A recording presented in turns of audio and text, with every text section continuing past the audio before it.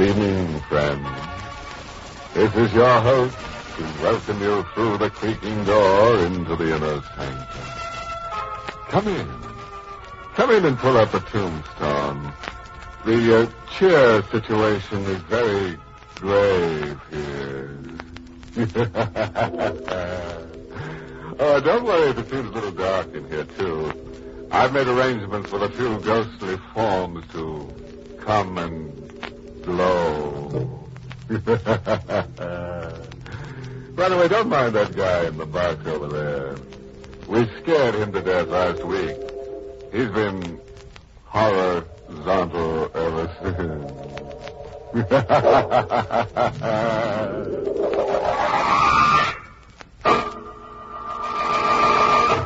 Tonight's Inner Sanctum mystery, Death Watch in Boston, was written by Fred Matho and stars Mason Adams in the role of Carl with Ted Osborne as Charon.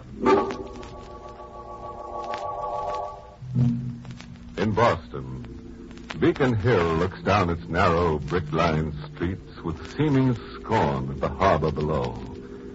Tonight, the wind is from the sea, and there is a mist that's heavy with the odor of fresh fish, salt and spices.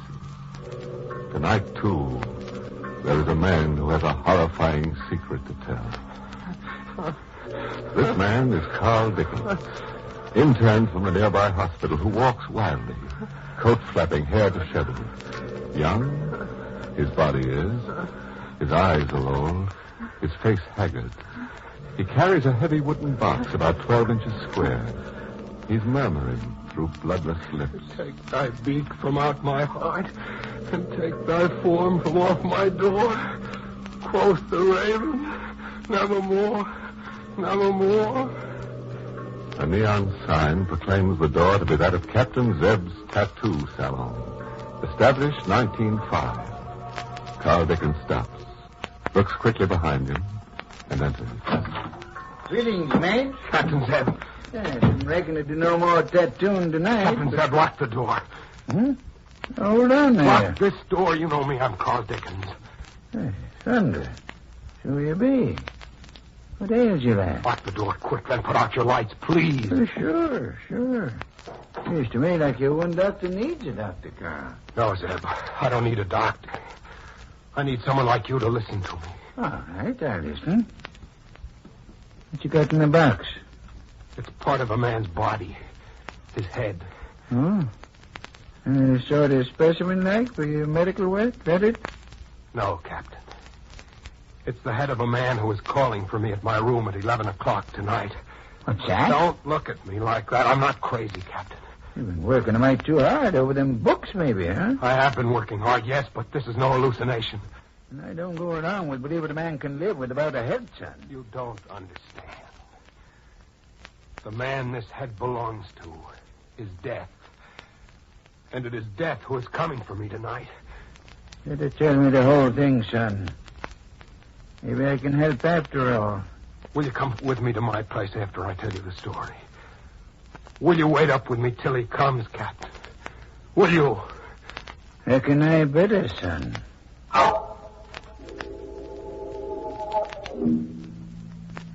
You know my place on Pinckney Street on the hill. It's narrow and cramped with century-old houses. I've got rooms on the second floor of one place, 29 Pinckney. I've been there 2 years since I first went to the hospital. In my living room, there's a bay window that juts out over the sidewalk below. That's where my desk is. 2 weeks ago tonight it was. I'd fallen asleep over my books. Something at the window woke me with a start, a tapping noise. I went to the window and stared.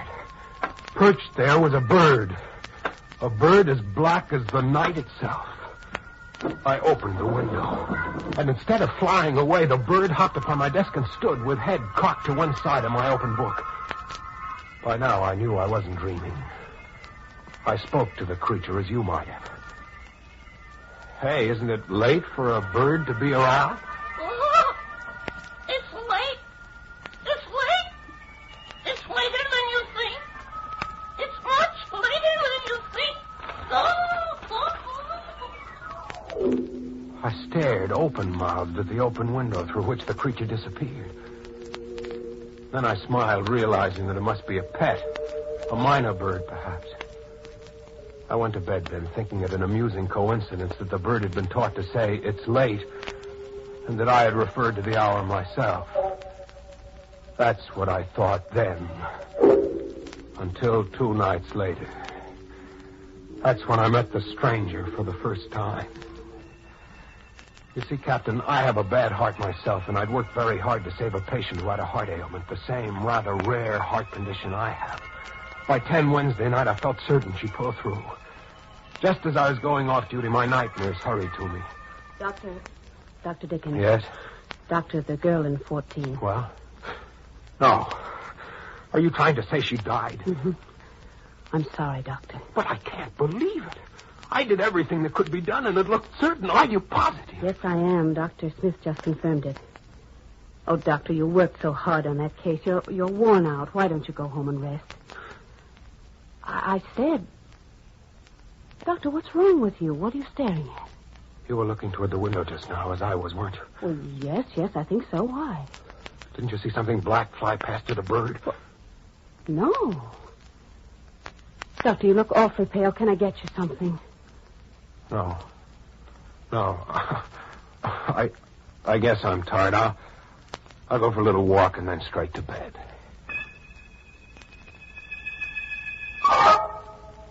He was waiting for me when I left the hospital. And I would have walked straight past him, but he spoke to me. Dr. Dickens. Yes? May I speak with you? How'd you know my name? Gabriel told me. Gabriel? Yes, this is Gabriel. I think you've met. Oh, that's good. Say, isn't that the bird that knocked on my window a couple of nights ago? Yes. We were out walking and Gabriel flew to your window. I see that you are very depressed. Can I help in any way, Dr. Dickens? No, thanks. Patient died. Always gets me down. And so needlessly, too. What do you mean, needlessly? You will understand soon, Doctor. Life and death are matters arranged elsewhere. Had it been so desired, your patient would have lived. Who are you? What's your name? I don't think you said. It is Charon. Charon. Charon. Oh, Mr. Charon, if I believed what you say, I would have to give up medicine. Not at all. Everyone has a mission to perform, and should. And what is your mission in life, Mr. Charon? That.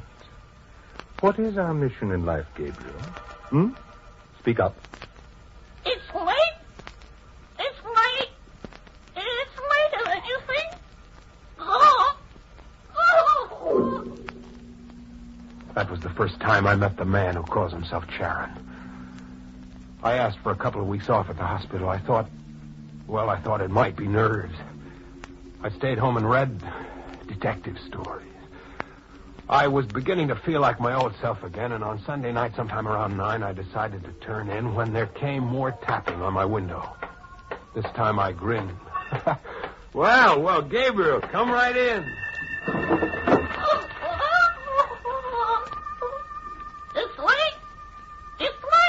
Sure, I know. It's later than I think. Ork, is that all you can say, Gabriel? Take my beak from off my heart and take my paw from off my door. Close the raven. Nevermore. Yes, I had heard correctly. The bird had quoted a full passage from Poe's poem, The Raven. At the same time, I felt a sudden chill in the room, sensed someone in the room, yet I had heard nothing. But I knew. He also knows a bit of Keats and Shelley, Doctor. How the devil did you get in here, Charon? Your door was not locked. Tell me, Dr. Dickens, are you afraid of death? No more than most people. But I'd rather not die if it's all the same to you. I'd hoped you might think differently than others. At any rate, I have nothing to do with it. As I said to you before, Doctor, these matters are arranged elsewhere. Where? Elsewhere. You're trying to tell me that you can predict death, is that it, Charon? Of course. I'd like proof. Will you accept full responsibility for the knowledge? Sure. Give me a moment. As I stood watching him, tall and black against the white door of my room, it seemed to me he had turned himself inward, and that the living part of him had stepped away, leaving only a gaunt shell. There was no life in him, only the eyes staring. You will remember the name of Emily Cartier. Her passage has been arranged for. Good night, Dr. Dickens. After he left, Captain, I walked straight to the phone to call the police. I tried to think of how my story would sound to them. That stopped me for the moment. But I did look up the name Charon had quoted. It was in the phone book, Miss Emily Cartier. Her home was close by in Louisburg Square. I called her at once. Hello. Is this Miss Cartier, Miss Emily Cartier? Oh, yes. Who is this, please? You don't know me, Miss Cartier. My name is Dickens. I met someone who claims to know you well. Oh. Isn't that nice? Who is it? A man named Charon. Oh, well, I'm sorry, Mr. Dickens. There must be some mistake. I don't know anyone by that name. Are you sure? Well, I'm just as sure as... Oh. Miss Cartier! Miss Cartier, what is it? Miss Cartier! But I knew what had happened. I knew all too well. Emily Cartier's passage had been arranged for.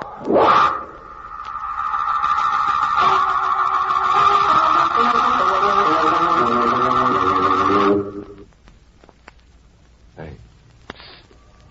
Anybody been giving you the bird lately? Very distinctive character, this Charon, don't you think? Pick him out in a shroud anywhere. Yes. Signs all his mail, eternally yours.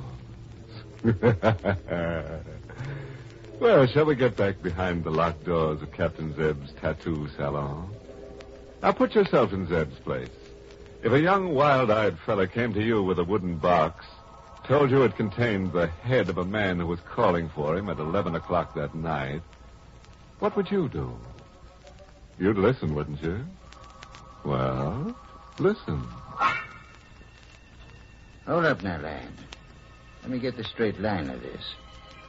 This man you think of as sort of death in mortal shape. Him and his bird. He told you they could tell when the body was going to die? Beforehand? Yes.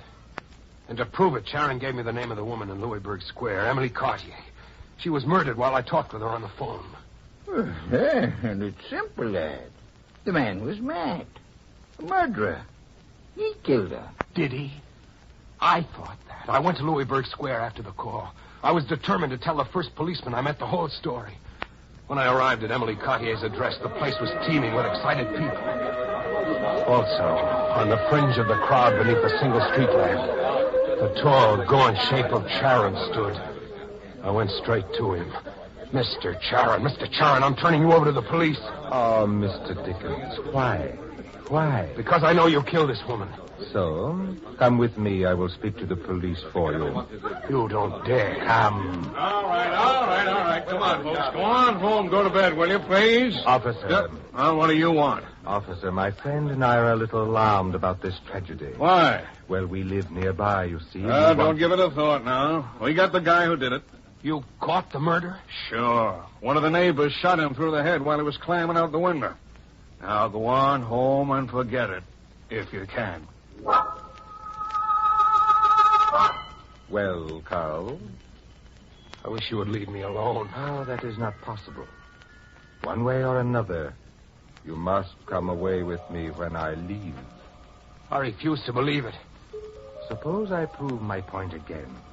Suppose I tell you the name of someone else who will die. If I am right, you will raise no more objections to leaving with me? And if your prediction doesn't work out? You will never see me again. Agreed? Agreed. Very well.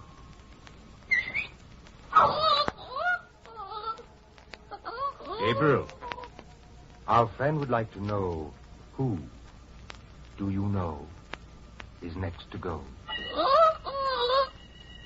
Simeon Black. He's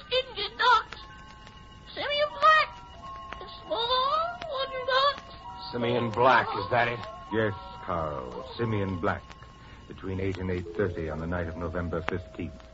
That is a week from tonight. All right, fine. If Simeon Black doesn't die then, I will never hear from you again. That is correct. If Simeon Black dies, as I know it is arranged that he will, you will come away with me on the same night at 11. Good night, Carl. Good night, friend.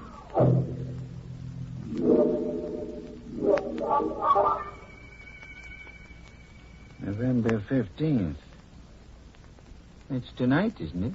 Yes, Captain Zeb, that's tonight. And what about Simeon Black, lad? This bargain you made now. I found Simeon Black. Found him this evening. He was a seaman. The docks gave me his address, a cheap rooming house near the Charles River. The ship was due in at 7. Simeon Black had to live. I stood outside his rooming house waiting. About 5 minutes after 8, a big, burly, rough man came along, heading for the doorway where I stood. He was carrying this box.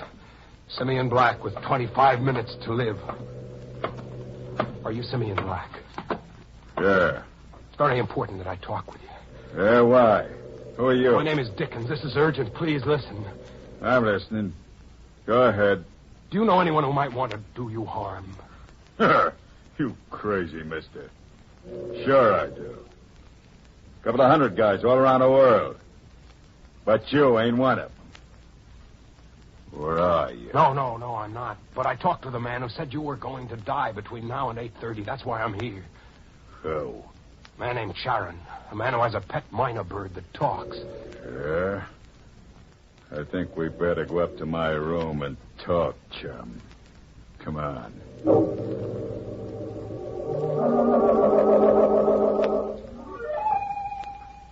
In his room, I told him all about Charon and the bird.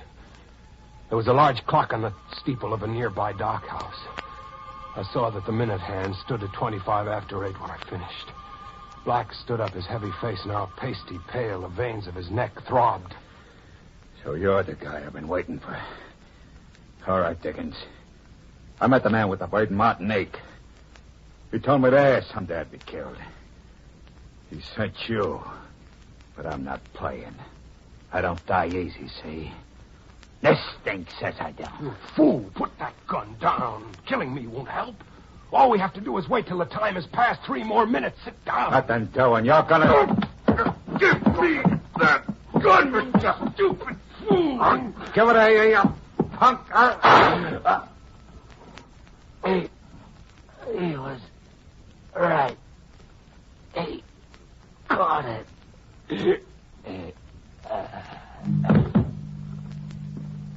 I couldn't believe my own eyes. I stood there gaping at the floor. The hook that had been Simeon Black was crumpled grotesquely on the bare boards of the room. His denim shirt staining darker and darker as I watched it. Through my fogged mind, I heard the clock strike the half hour outside. Simeon Black had died as Charon had predicted. But I had killed him. The gun was still in my hand as the door opened and Charon, tall, gaunt, lips smiling, eyes smoldering black, stood there. You see, Carl? I've kept my bargain. Simeon Black is dead. You made me do this. You played me against Black. You knew something like this had happened. Carl, when are you going to understand? Yes, I knew. But these things are arranged. By you. Of course. I made a bargain with you. Yes, you did, Carl. I will call for you at 11. We will leave together. No. You are leaving now, Charon. No! For a moment, I thought I hadn't hit him. He stood there without a tremor. Then from his thin, colorless lips, a trickle of blood coursed down his chin. I can't tell you the triumph of the moment. The days of supernatural, fantastic horror seemed to run out of me. The sight of his blood told me this man wasn't death. This was a clever man who had somehow used me. Everything seemed right again in the world. No matter what happened to me, no matter what.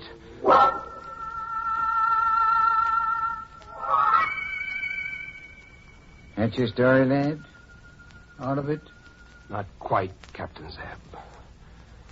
As I regained my senses and saw him there still smiling mirthlessly on the floor beside Simeon Black, I had an impulse to be certain that he wouldn't come back to me. I found a knife in Black's kitchenette. I suppose I still wasn't thinking clearly. Stupidly, I thought perhaps even a supernatural being divested of its head might be powerless. Now I know better.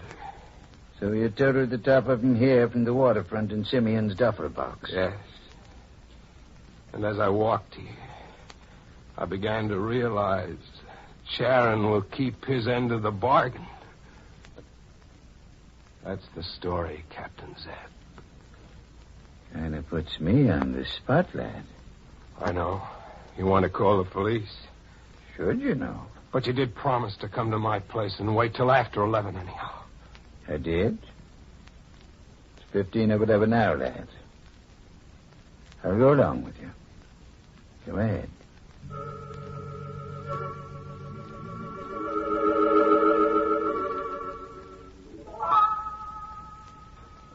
What time is it, Zeb?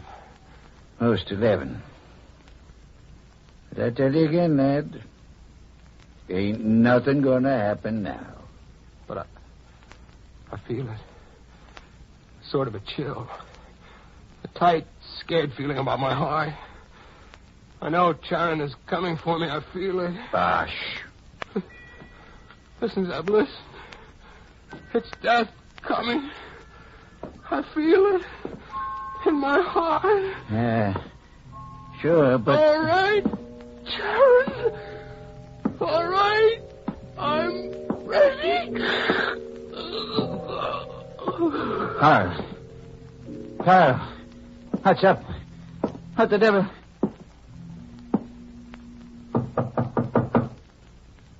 Dead.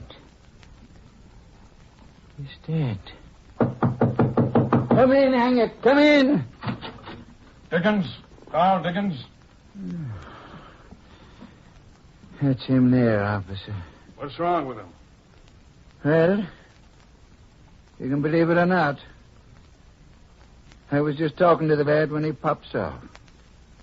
Turned blue in the face and just stopped talking. He's dead. Thought so. But how? From the look of him, I'd say heart case. Have to wait for the coroner. The queer things you come across in this business. Queer? How come you to be here? Just at 11. That's a queer one to me. Well, we got a stiff without a head down at the waterfront a couple hours back. Found a diary on him, and we've been checking up. Who was it? Guy named Charon. Was let out of Devil's Island when they closed it up a couple of years back. According to the diary, he's been out to get everybody he ever had anything to do with his being sent up. A nut? Must have been a smart one. He names 3 people he wanted to get rid of. Played one against the other, I guess. But who? Who killed him? I don't know. Sergeant's working on it. All I know is in this character's book there's a note says, see Carl Dickens, Pinckney Street, 11 o'clock, November 15th. What? What? Too late. Too late. What's too late? Oh. What the devil was that? It's just the bird here. Minor bird. Talks. Leastways, I think it's a bird.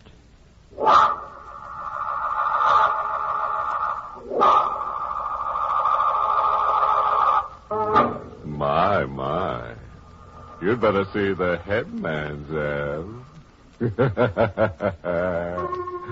You know, one thing to learn about all this is you should never lose your head in a crisis. Or you shouldn't lose your head anywhere, for that matter. Oh, yes, just a bit of advice, folks. If some bird comes up to you and says, it's late, you agree with them and call the zoo right away. It's probably a minor bird, and minors should be in bed when it's late.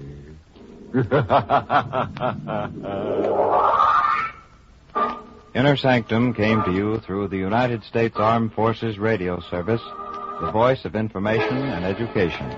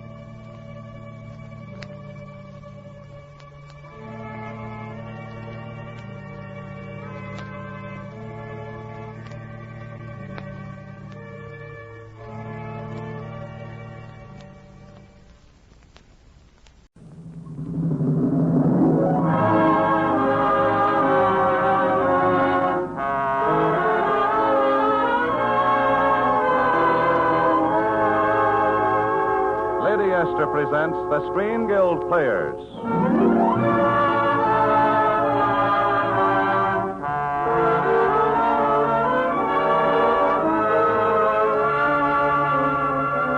The Screen Guild play tonight, The Maltese Falcon. The starring players, this is Humphrey Bogart. This is Mary Astor. This is Sidney Greenstreet. And this is Peter Lorre.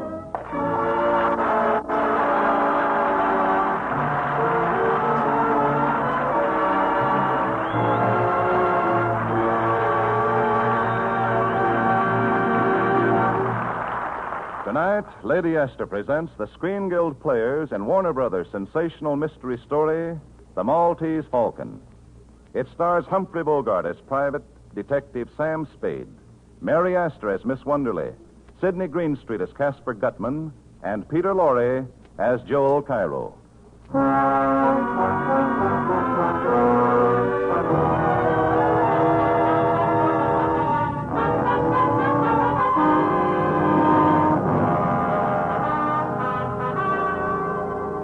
This is the story of the Maltese Falcon and of the people whose lives it touched and seared.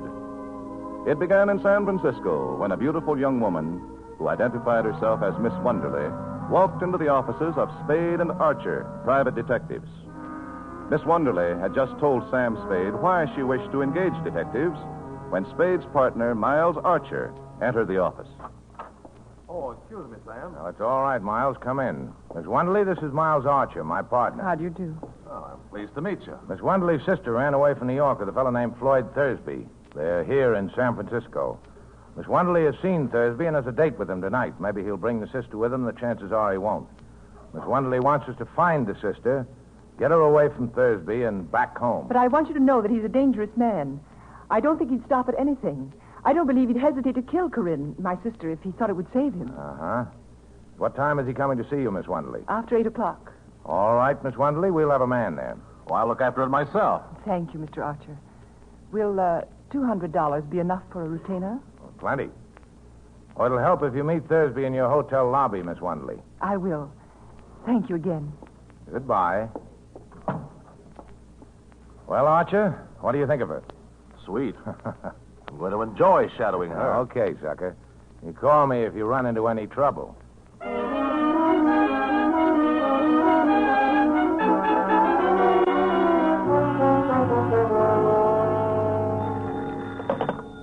Hello?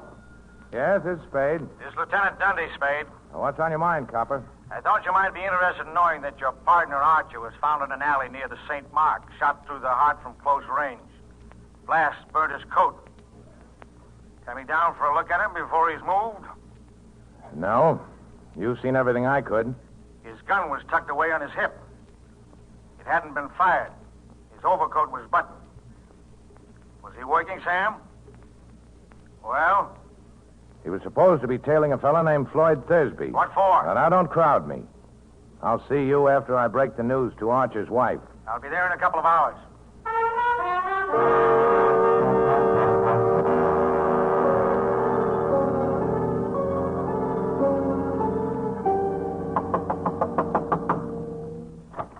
Oh, hello, copper. Come on in.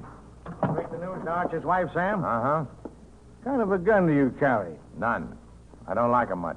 You don't just happen to have one on you. Search me. Turn the dump upside down if you want to. I won't squawk if you got a search warrant. Why were you tailing Floyd Thursby, Sam? I wasn't. Archer was. For the swell reason that we had a client who was paying good money to have him tailed. Who's the client? Sorry, I can't tell you that. You didn't go to Archer's house to tell his wife. I called up and the girl from your office was there, and she said you told her to go. What are you leading up to? Just this, Spade. Floyd Thursby was shot down in front of his hotel about a half an hour after I talked to you. Oh. I came into my apartment just a few minutes ahead of you. I was walking around thinking things over. I knew you weren't here. I tried to get you on the phone. Where'd you walk to? Just around. Thursby die? Yeah. How'd I kill him? I forget. He was shot 4 times in the back. Hotel people know anything about him? Nothing. Except he'd been there a week. Alone? Alone. You find out who he was? What his game was? No, I thought you could tell me that. I've never seen Thursby dead or alive. Now, look, Spade. You know me. If you did get Thursby, you'll get a square deal from me. And most of the breaks. I don't know that I'd blame you a lot. Man that killed your partner. But that wouldn't keep me from nailing you. That's fair enough. Now, would you mind scramming? I got some thinking to do, and I'd like to get a little sleep before daylight.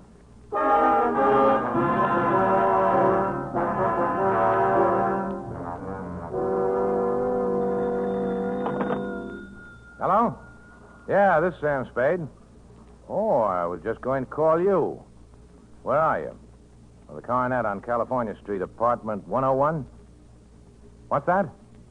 The name's Miss LeBlanc. Okay, I'll be right out.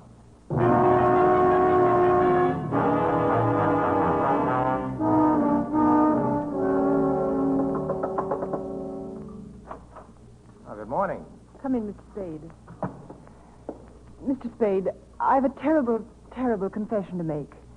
That story I told you yesterday was all just a story. Oh, that. Well, we didn't exactly believe your story, Miss... is your name Wonderly or LeBlanc? It's really O'Shaughnessy, Bridget O'Shaughnessy. Oh.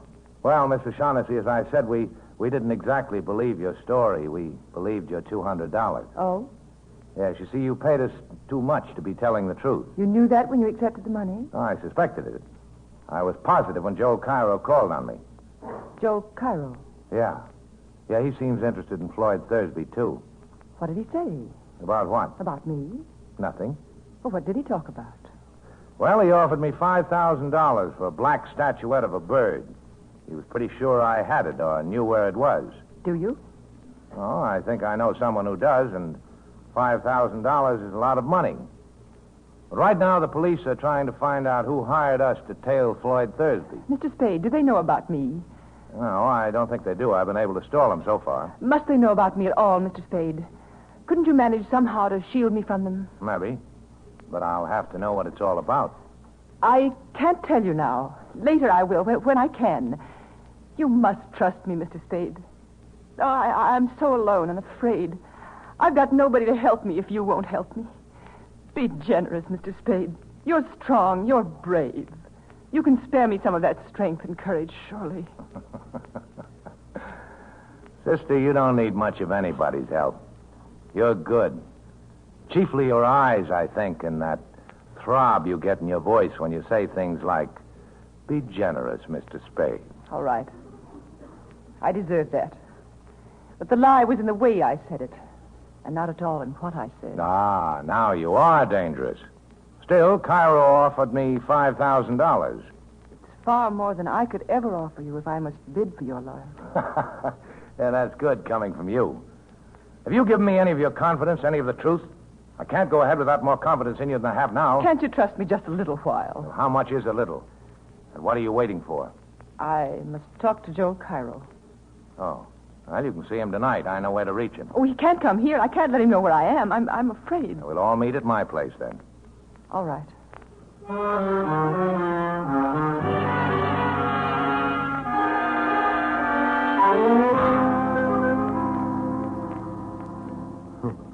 I'm delighted to see you again, Miss O'Shaughnessy. I was sure you would be, Joe. Mr. Spade told me about your offer for the Maltese Falcon. How soon can you have the money ready? Oh, it is ready. You are ready to give us $5,000 if we turn the Falcon over to you? I shall be able to give you the money as soon as the bank opens in the morning. But I haven't got the Falcon. Then why did you send for me? Because I'll have it in another week. Yes? Where is it? Where Floyd hid it. If you know where he hid it, why must we wait a week? And why are you willing to sell it to me? I'm afraid. After what happened to Floyd, I'm afraid to touch it except to turn it over to somebody else right away. Exactly what did happen to Floyd? The fat man. Gutman? Is he here? I don't know. I suppose so. If you two let me interrupt for a second, I can answer that. Gutman is here. How do you know? Because he called me and asked me to see him. Have you? Not yet. I thought that after our friend Cairo here left, I'd find out just how you and I stand before I took on any more clients.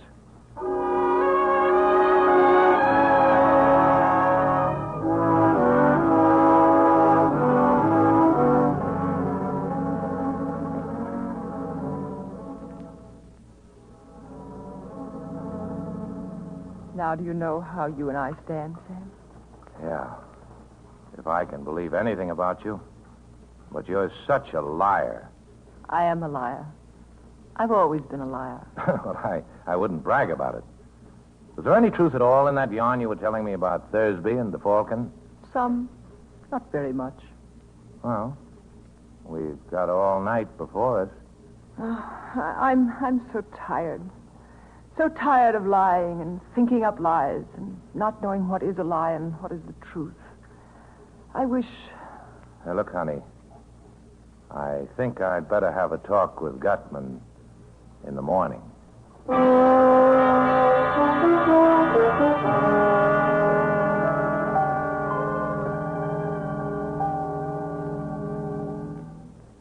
Mr. Gutman, shall we talk about the Falcon? Oh, by all means, Mr. Spade. But first, answer me a question. Are you here as Miss O'Shaughnessy's representative? Well, there's nothing certain about it either way yet. It depends. Maybe it depends on Joel Cairo? Maybe. The question then, Mr. Spade, is which you'll represent. It'll be Miss O'Shaughnessy or Mr. Cairo. I didn't say so. Who else is there? There's me. Oh, that's wonderful, sir, wonderful. I do like a man who tells you right out he's looking out for himself. Don't we all? Uh-huh. Now, let's talk about the Blackbird. Let's, Mr. Spade. Have you any conception of how much money can be got out of that Blackbird? No, but you just tell me what it is, and I'll figure out the profits. You mean you don't know what that bird is? I know it's black enamel and about a foot high, and I know the value in human life you people put on it. Miss O'Shaughnessy didn't tell you what it is? He offered me Cairo didn't either? He offered me $10,000 for it. Do either of them know what that bird is, sir? What is your impression? Well, there's not much to go by, but I don't think so. If they don't know, I'm the only one in the whole wide, sweet world who does. Good. And when you tell me, there'll be two of us. Mathematically correct, sir. But I don't know for certain that I'm going to tell you. Well, you think again and think fast. You'll do your talking today or you're through. What are you wasting my time for? I can get along without you. That remains to be seen, Mr. Spade. They're away. And there's another thing. Keep that gunman of yours away from me while you're making up your mind, or I'll kill him. Well, sir, I must say you have a very violent temper. Think it over. You got till 5:30. Then you're either in or out for keeps. Wilma. I'm going to kill that guy. I could have done it easy when he was standing there with his back to me. Of course you could, my boy. But business before pleasure. And we'll be seeing Mr. Spade again before 5:30. So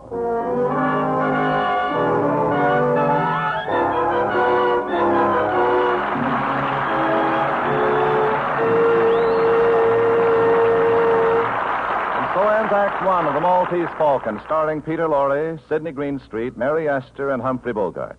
Act Two in just a moment. But first, here's a word from our hostess, Lady Esther. Some weeks ago, I was being shown through a shipyard, one of the largest in the country, and stopped to chat with a young woman wearing a safety mask. It gave her a stern, rather severe look. But when she removed the mask to chat with me, she was young and blonde and very lovely. Her skin looked so dainty and fresh that I just couldn't resist saying, "My, you look as though you just stepped out of a bandbox." She laughed and said, "Oh, I've been on the job since early this morning, and I haven't even had time to repowder my face. But after all, I do use your powder, you know." Of course, she's only one of millions of busy, important women who use Lady Esther face powder, partly because of its remarkable clinging quality. They explain that when they use Lady Esther face powder, they have the comfortable feeling that their skin always looks smooth and fresh, never streaked, caked, or shiny.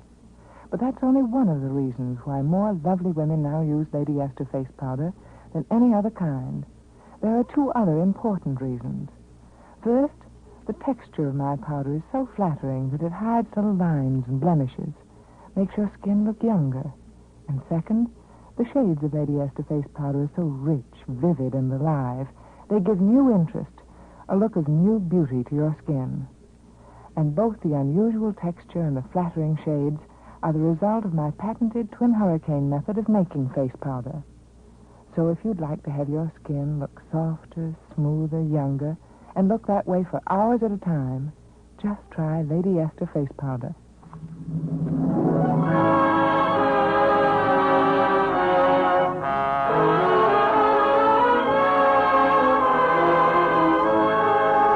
And now the curtain rises on the second act of The Maltese Falcon, starring Humphrey Bogart as Sam Spade, Mary Astor as Bridget O'Shaughnessy, Sidney Greenstreet as Caspar Gutman, the Fat Man, and Peter Lorre as Joel Cairo.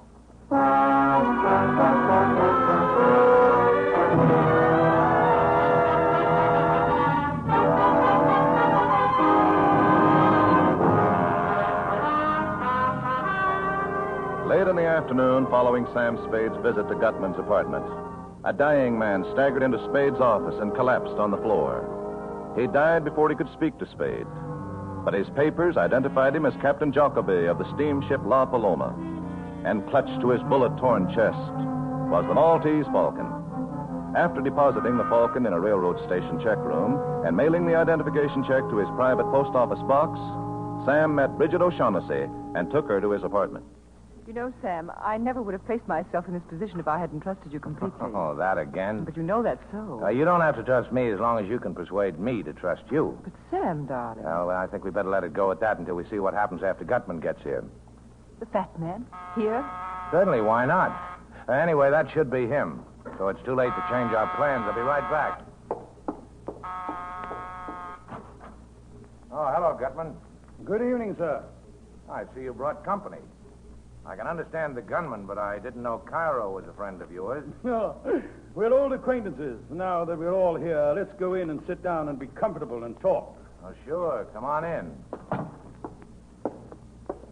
Look, Angel. Gutman brought a couple of friends along. Good evening, Mr. Shaughnessy. Hello, Joe. You look unusually charming this evening, my dear. Thanks.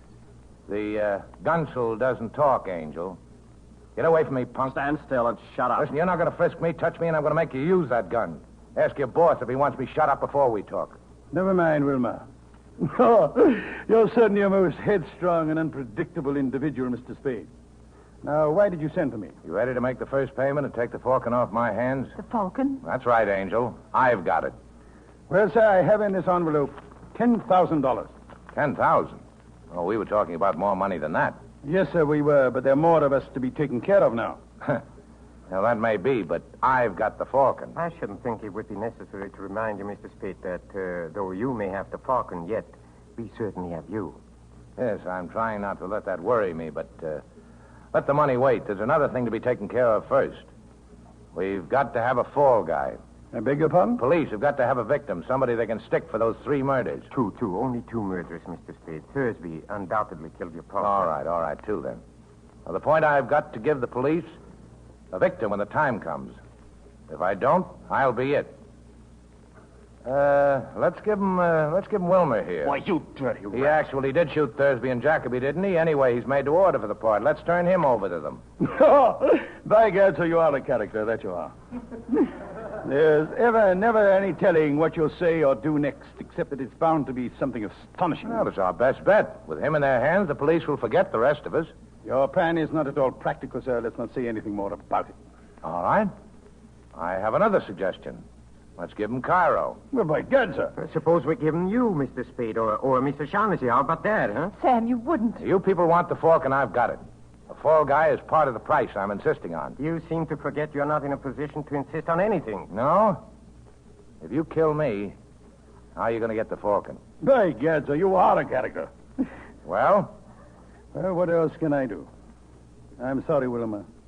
Terribly sorry. I want you to know that I couldn't be any fonder of you if you were my own son. But, well, if you lose a son, it's possible to get another. And there's only one Maltese falcon. You rat, I'll kill you for this. Thank you, Mr. Spade. When you're as young as Wilma, one simply doesn't understand these things. Now, how about some coffee, Bridget? Put the pot on, will you? I don't like to leave my guests. Surely. Anything to get out of here. Now, sir, let's get down to business. I ought to have more than 10,000. Of course, sir, you understand this is the first payment.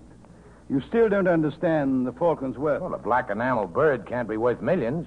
But it is. Otherwise, I should not have spent 17 years of my life trying to acquire it.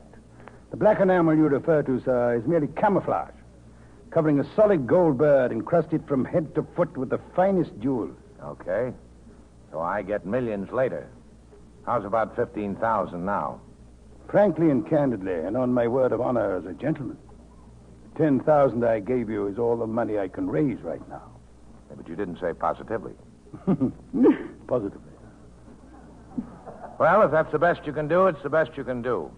But it's understood the punk has to stand as the fall guy. That is part of our agreement, sir. Okay, I'll make a phone call. The falcon will be here in an hour.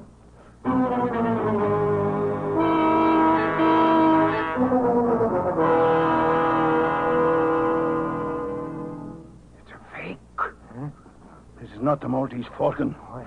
This is a lead imitation covered with the same enamel. See where I've shaved it off with a knife. Lead. Pure lead.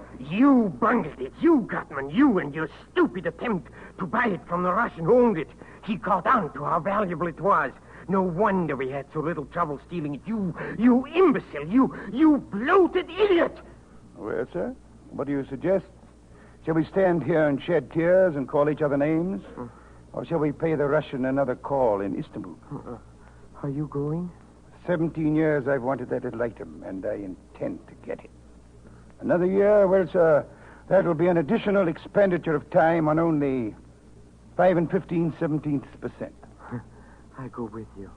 Good. And Wilma? Wilma, Where is the boy?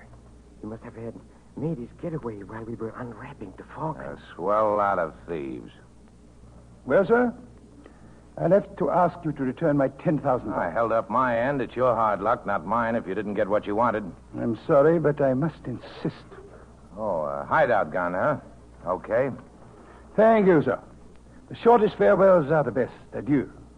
And to you, Miss O'Shaughnessy, I leave the fake falcon as a little memento. Oh, come, Carl.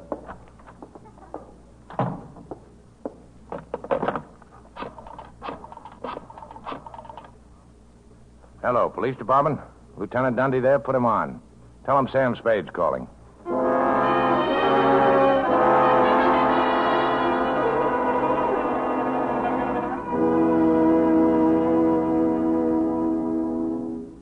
Now, look, Angel. Gutman and Cairo will talk when the cops nail them about us. We've only got minutes to get set for the police. Now, give me your whole story, fast. Well, where shall I begin? The day you first came to my office. Why did you want Thursby shadowed? I suspected him of betraying me to Gutman, and I wanted to find out. That's a lie. Gutman tried to make a deal with him.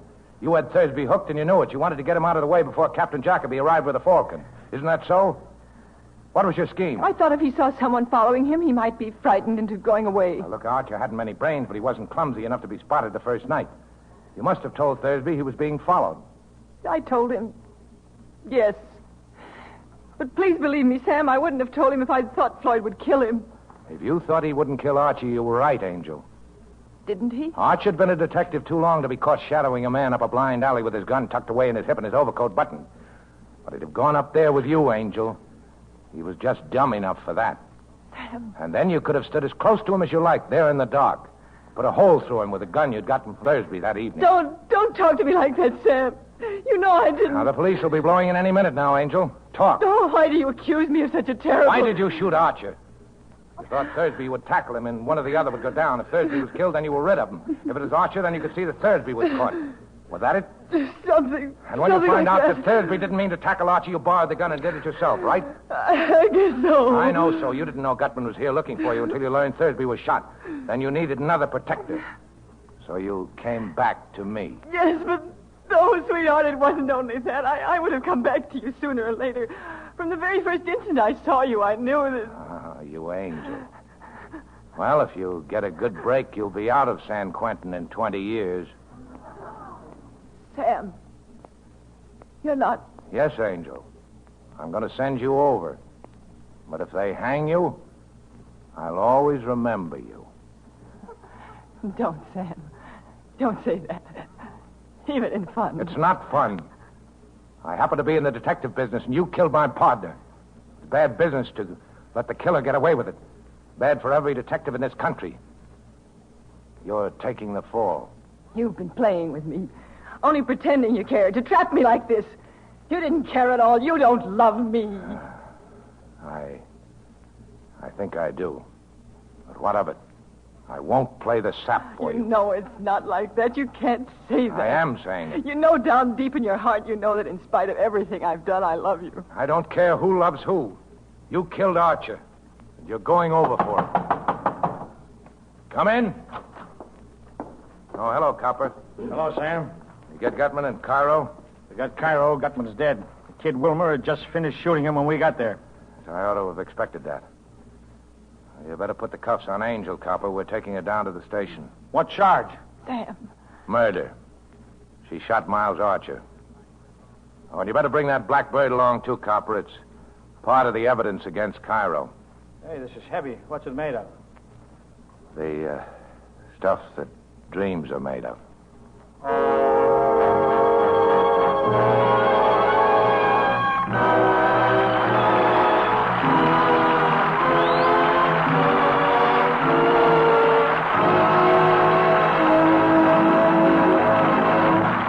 So ends the story of the Maltese Falcon. Thank you, Mary Esther, Humphrey Bogart, Sidney Greenstreet, and Peter Lorre for appearing with the Lady Esther Screen Guild players tonight, and also for telling us a most exciting story. It was our pleasure, Mr. Bradley. We all had a wonderful time making the picture, and the radio version tonight brought back some wonderful memories. Then, too, knowing that the benefits from these programs support the Motion Picture Country House and Clinic give us an added incentive. And now, before we tell you about next week's program, here's a word from one of America's best-known beauty authorities, Lady Esther. Thank you, Miss Astor. Ladies, you know it's surprising the number of letters new users of Lady Esther face powder have sent me in the last few months. So many of them say the same thing, that Lady Esther face powder is an entirely different kind of powder, that it does wonderful things for the appearance of the skin, makes it look softer, smoother, and often years younger. Well, Lady Esther face powder is more flattering, more becoming, because my powder isn't just mixed, just blended like ordinary face powder. It's made by a method new, unique, exclusively mine. You see, Lady Esther face powder is blown at whirling speed by my famous twin hurricanes. Yes, my patented twin hurricane process blows and whips color and powder particles together until they're evenly married, blended into a fine, smooth, sheer mist of beauty, finer in texture and truer in shade than powder ever made by ordinary methods.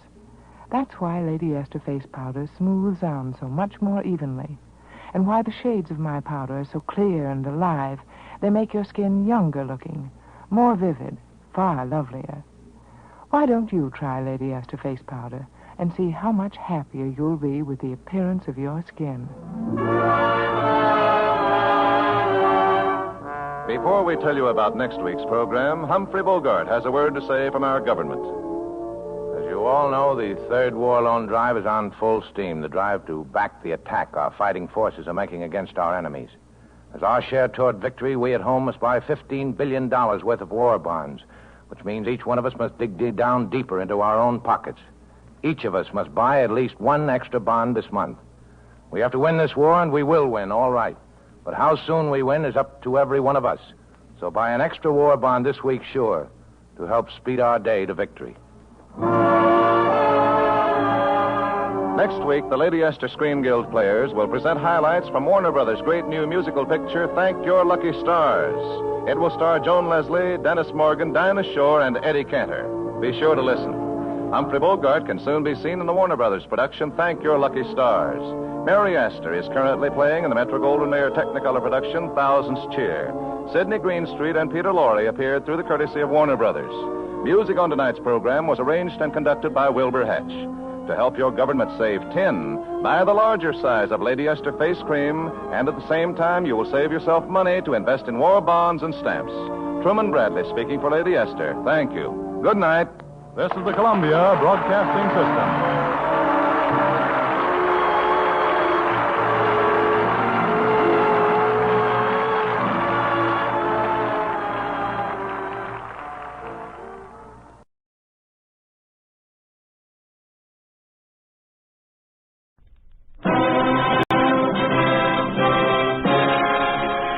If freedom fails.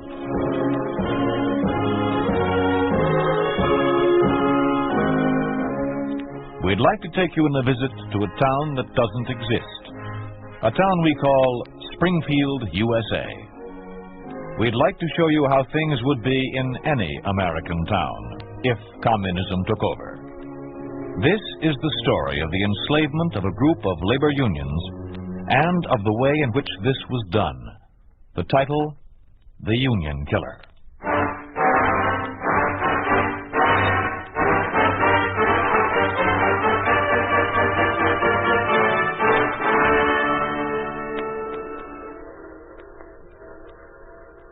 Diane, is that it? Yes, Papa, that's it. Where does it stop? At the front of the platform. Come on. Oh, why did he have to come in the midnight train? It's so... Oh, come on, Papa. We've got to meet him properly. What's his name again? Kerr. Kerr, Papa. But call him Mr. Kerr. Here. This is where the first car always stops. Here it comes. See the headlight? I seem unable to make his name stick in my mind. Kerr. Perhaps because the whole business is so distasteful. Papa, it's for the good of Springfield. Springfield labor unions have always gotten along without interference from the state capital. Well, the government has the right to oversee union elections. That's none of the state's business. Of course it is, Papa. I've tried to explain a dozen times. Please, Diane, no dialectics. I'm tired. Confused. Yes, that too. The idea of sending this Communist Party man down... It's time the party sent someone to teach the union leaders how...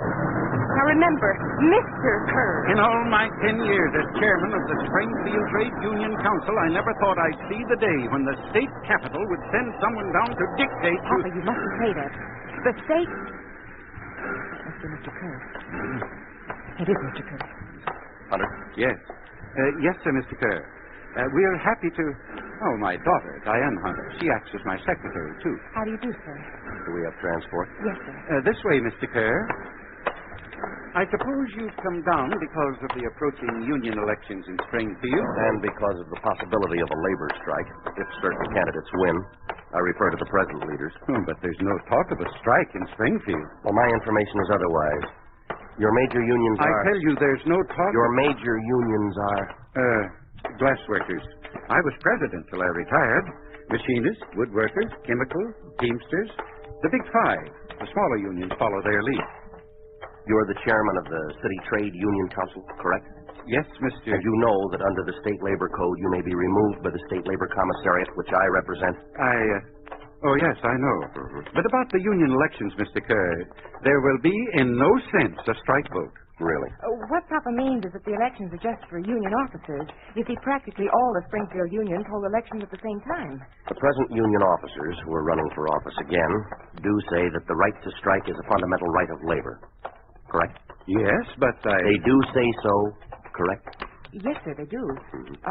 This is our car. When are the elections to be held? Nomination meetings are in 3 weeks. And elections the following week. But they're only ordinary union elections. The situation is clear. There must be no election of officers who are not responsive to the production plan of the Communist Party. But free local union elections are fundamental. Hunter, what percentage of your local industry is government-owned here? Oh, about 85%. Have you ever heard of the 5-year plan? Why, of course. And remember it. We in Soviet America live, eat, and breathe by that plan. Of course. All industry must function to fulfill that plan. It is sabotage to endanger the plan. Correct, Miss Hunter. And to strike is sabotage. But surely... I will require an office. There's one next to Papa's in the Union Hall. And a secretary. Oh, our Well, I'll be budget is... glad to act as your... Very good, Miss Hunter. I'll be there at 9. And Hunter, I want you to stay as close to your office during the next 4 weeks as you can. There's work to be done. Trade union work.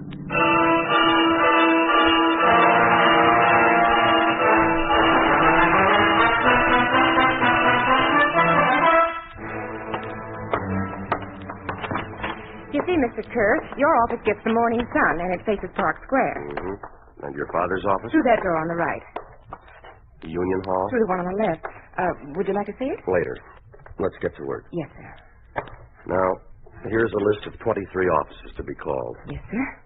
Call the number indicated. Say, today is Tuesday.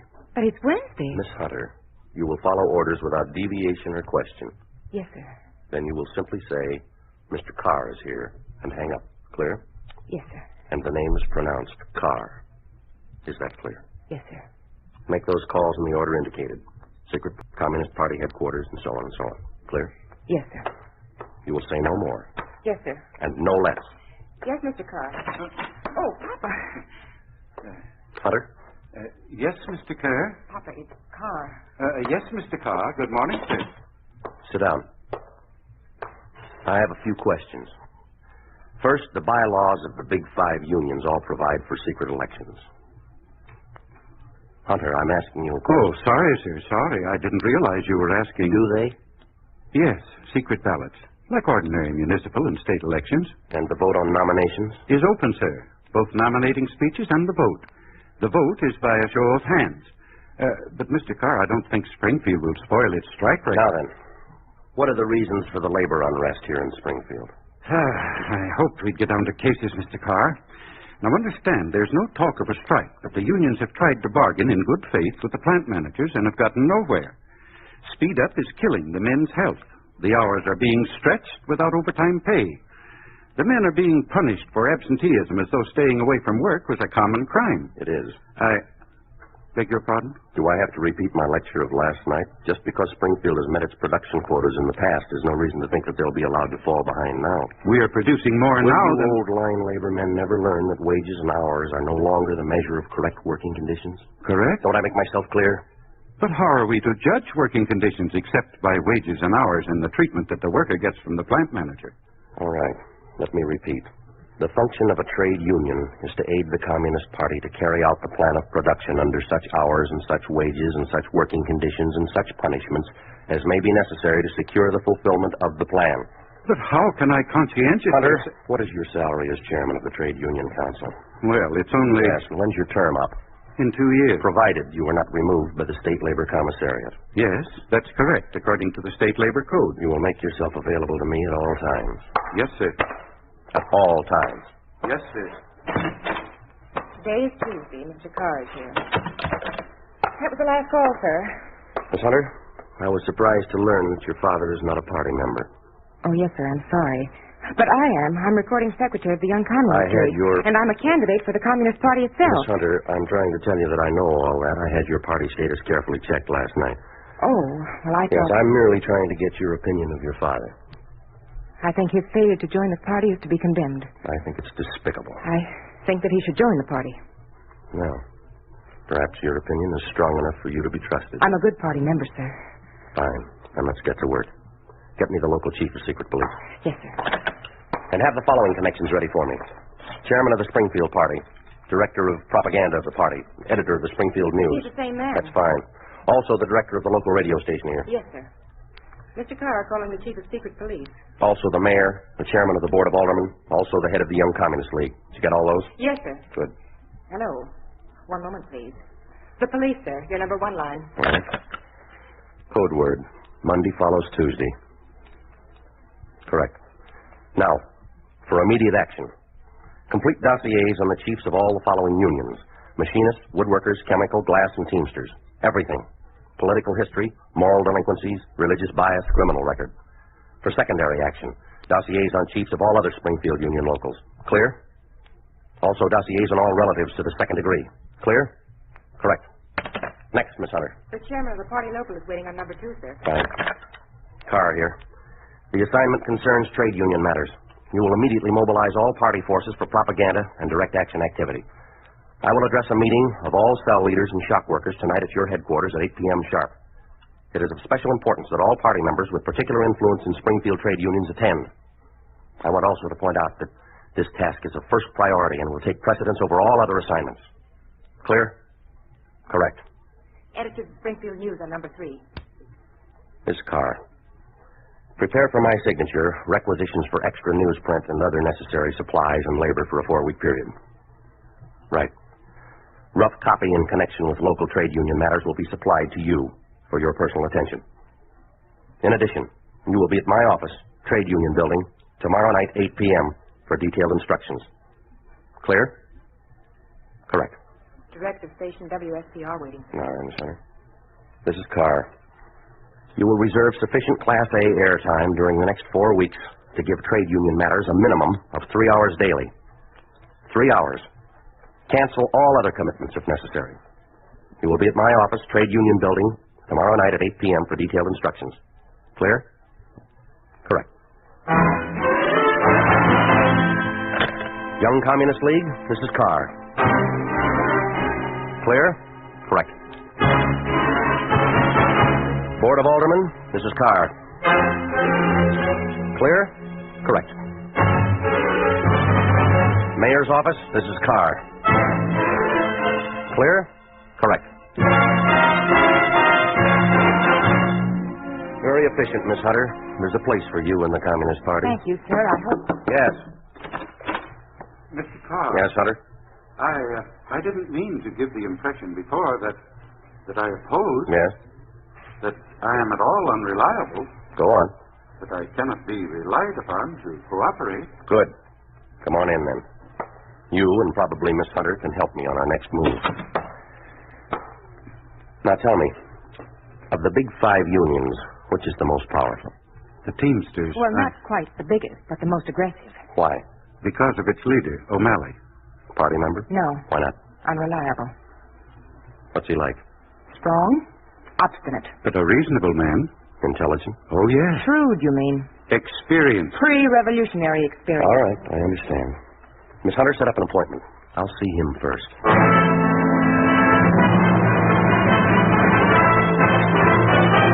After all, O'Malley, I'm only proposing a procedure that's common throughout the country. It's not common to Springfield, never has been. I hope never will be. Well, what's your objection to open voting at union elections? It's not secret. Now, let's get to the point, shall we? That is the point. A man's entitled to keep his vote to himself. Pre-revolutionary theory. Well, so far as I'm concerned, the coming elections are going to be secret. That's the American tradition. All right. Let's take the American tradition. What's happened to the tradition of speaking your mind? Of letting the world know where you stand, of saying your piece out loud? What's the difference between talking straight out in the open and voting straight out in the open? The difference is that if the membership of my union votes in the open, they lay themselves open to retaliation. Now, you misunderstand me, O'Malley. As a representative of the Labor Commissariat, I'm the last one to want to see that happen. My only interest is to avoid any strike which will endanger production. Production's the thing that concerns me. And working conditions concern me. Well, I suggest open voting only because you want to win better conditions from the plant managers. Show them your labor solidarity openly. Don't you realize what a voice vote means at a mass rally and what it can do to persuade the managers that labor's just demands ought to be satisfied? It will be an open, fearless demonstration of strength by open vote. The answer is still no. You'll change your mind. I'm sure I won't. I'm sure you will.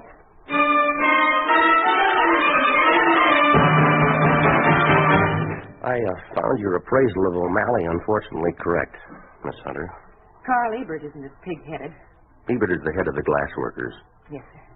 And he'll probably be early for his appointment. He's with... Ebert. Mm-hmm. Come in, Ebert. Mr. Carr? Yes, sir. Well, Ebert, come in. Sit down. Thank you. Thank you. Miss Hunter, make a record of our conversation. Yes. Huh? Well, just for the record, Ebert, nothing official. Say, by the way, have you been in touch with O'Malley since last week when I saw him? Yes. Yes, of course. Well, then you know generally what I want to talk about here. Let me state my position in case Mr. O'Malley didn't make it clear. Now, my only job is to avert the possibility of any strikes in Springfield. Now, that'd be bad for your union and for our production plan, wouldn't it? My idea is to avert even the possibility of a strike by a demonstration of solidarity here, a tremendous voice vote at mass rallies by the various unions. But, as O'Malley said, an open vote lays the men now, Mr. Ebert, American working men afraid to speak out? Really, now. Americans afraid to stand up and be counted? What about our great American tradition of saying your piece out loud? I didn't think of it quite that way. Yes, and I'm sure Mr. O'Malley didn't put it that way. No. Let me ask you, Mr. Ebert, what's the difference between talking straight out loud in the good old American way and in voting out loud? Huh. You certainly make it sound different than O'Malley does. But, Mr. Carr, I think in this I must agree with the others. What others? Well, O'Malley spoke to me and Jenkins of the machinist. Anyone else? Yes, and Gilchrist of the woodworkers. You all went along with O'Malley? Yes, Mr. Carr.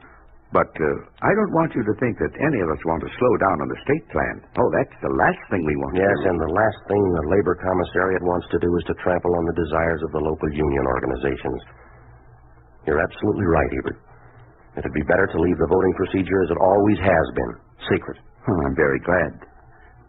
But, did O'Malley tell you that he wants to change the nominating procedure? Change it? No, he said nothing about that. Do you think it needs changing? Of course not. Well, he wants to make the vote at the nomination meeting secret. What? He didn't even mention that to me. No, perhaps O'Malley isn't telling you everything. But why should O'Malley... Why shouldn't he trust you, yeah? Well, no, you are against any such change in the nominating procedure? Of course. I see no reason for change. Especially since O'Malley didn't see fit to take me into his confidence. Did he tell Jenkins or Gilchrist? Well, I'm sure he didn't. Now, listen, if I were you, I'd check with Jenkins. He's head of the machinists, you say, and with Gilchrist to make certain that O'Malley isn't trying to put something over on all of you. He's a very...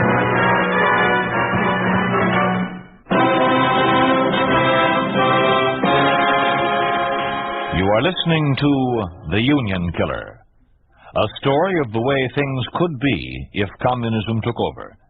A picture of what life would be like under a communist regime in an ordinary American town. A town we call Springfield, USA.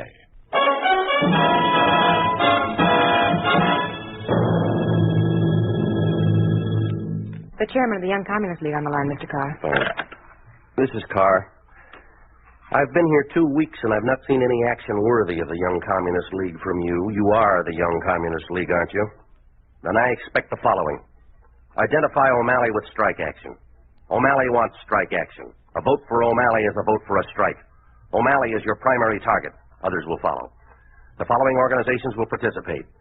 Parent teachers, the Springfield Agricultural Collective, student bodies of Springfield College, high schools and elementary schools. All sports organizations will cooperate. All cultural societies will volunteer. The writers, painters, musicians guilds will be pointedly invited. Everyone. The slogan will be, Forward the 5-year plan. Chairman of the party is waiting on number 2, Mr. Carr. Thank you. This is Carr here. I am not satisfied with your campaign. The Springfield News does not carry enough anti-O'Malley copy. Now look, tear down his character. I've given you the material. Use it. Build Ebert up. Play him off against O'Malley. And use the front page, not the inside. Did you learn nothing at propaganda school? Same criticism for WSPR. Hammer the message that O'Malley and his gang are pro-strike and that they don't give a tinker's damn for the 5-year plan. O'Malley is pro-strike. You got that? Repeat it and repeat it and repeat it now. Point 2. Your union infiltration is pitifully, and I say pitifully, inadequate. Have you learned nothing or have you forgotten everything? Till now, comrade, I have thought that only the head of the Young Communist League needed replacing, but believe me, comrades, you're even more dispensable. Now, follow these orders without deviation. During the next 2 weeks, you will introduce into each of the big 5 unions enough party members to accomplish the following. First, to educate a majority of the union membership to the necessity of nominating only anti-O'Malley, anti-Ebert, anti-Jenkins, anti-Gilchrist, and anti-Meany candidates. None of these men or their supporters must be nominated. And if nominated, they must not be elected. Second, the party workers will observe and report the names of all union members who vote for the nomination of those men and their sympathizers. Clear? Correct. Stupid farmer. Miss Hunter, isn't Meany of the chemical workers supposed to be in here this morning? Yes, in 10 minutes, sir. And Gilchrist of the woodworkers this afternoon at 2. Mm-hmm. Mr. Carr, Yeah? you said, before on the telephone, that party members were to report how the membership voted. Well, isn't the vote in each union by secret ballot? Of course it is. Well, that is, the vote which will elect or defeat O'Malley, for example, as president of the Teamsters. That'll be secret. Well, then, how can you observe who... Miss Hunter, think. Well, I don't see All how right, you... now look. Let's take O'Malley again. 2, 3, possibly 4 other men, besides O'Malley, want to be president of the Teamsters Union, correct? Mm-hmm. But the present bylaws provide that there shall be no more than 3 nominees for each office. And the vote to choose the 3 nominees... will be open. Exactly. Just as provided for in the present bylaws. And those who disclose by their open vote that they wish to nominate an unreliable candidate will be observed. Correct.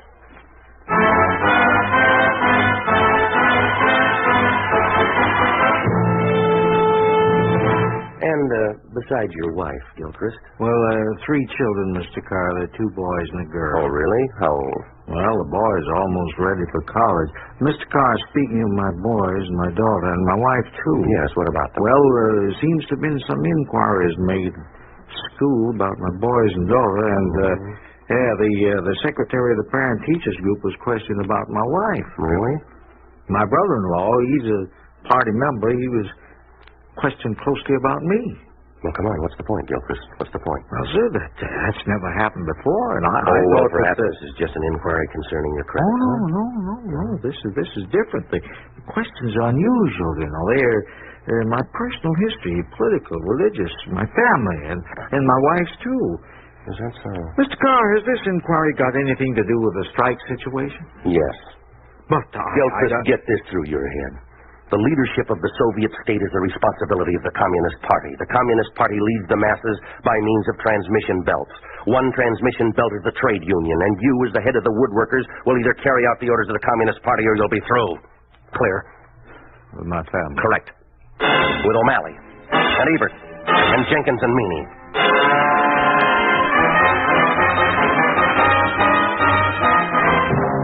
I will tolerate stupidity only so far.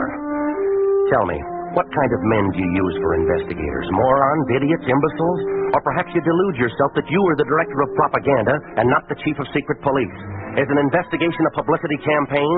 Must the whole city know who, when, where, and how you are and what you do?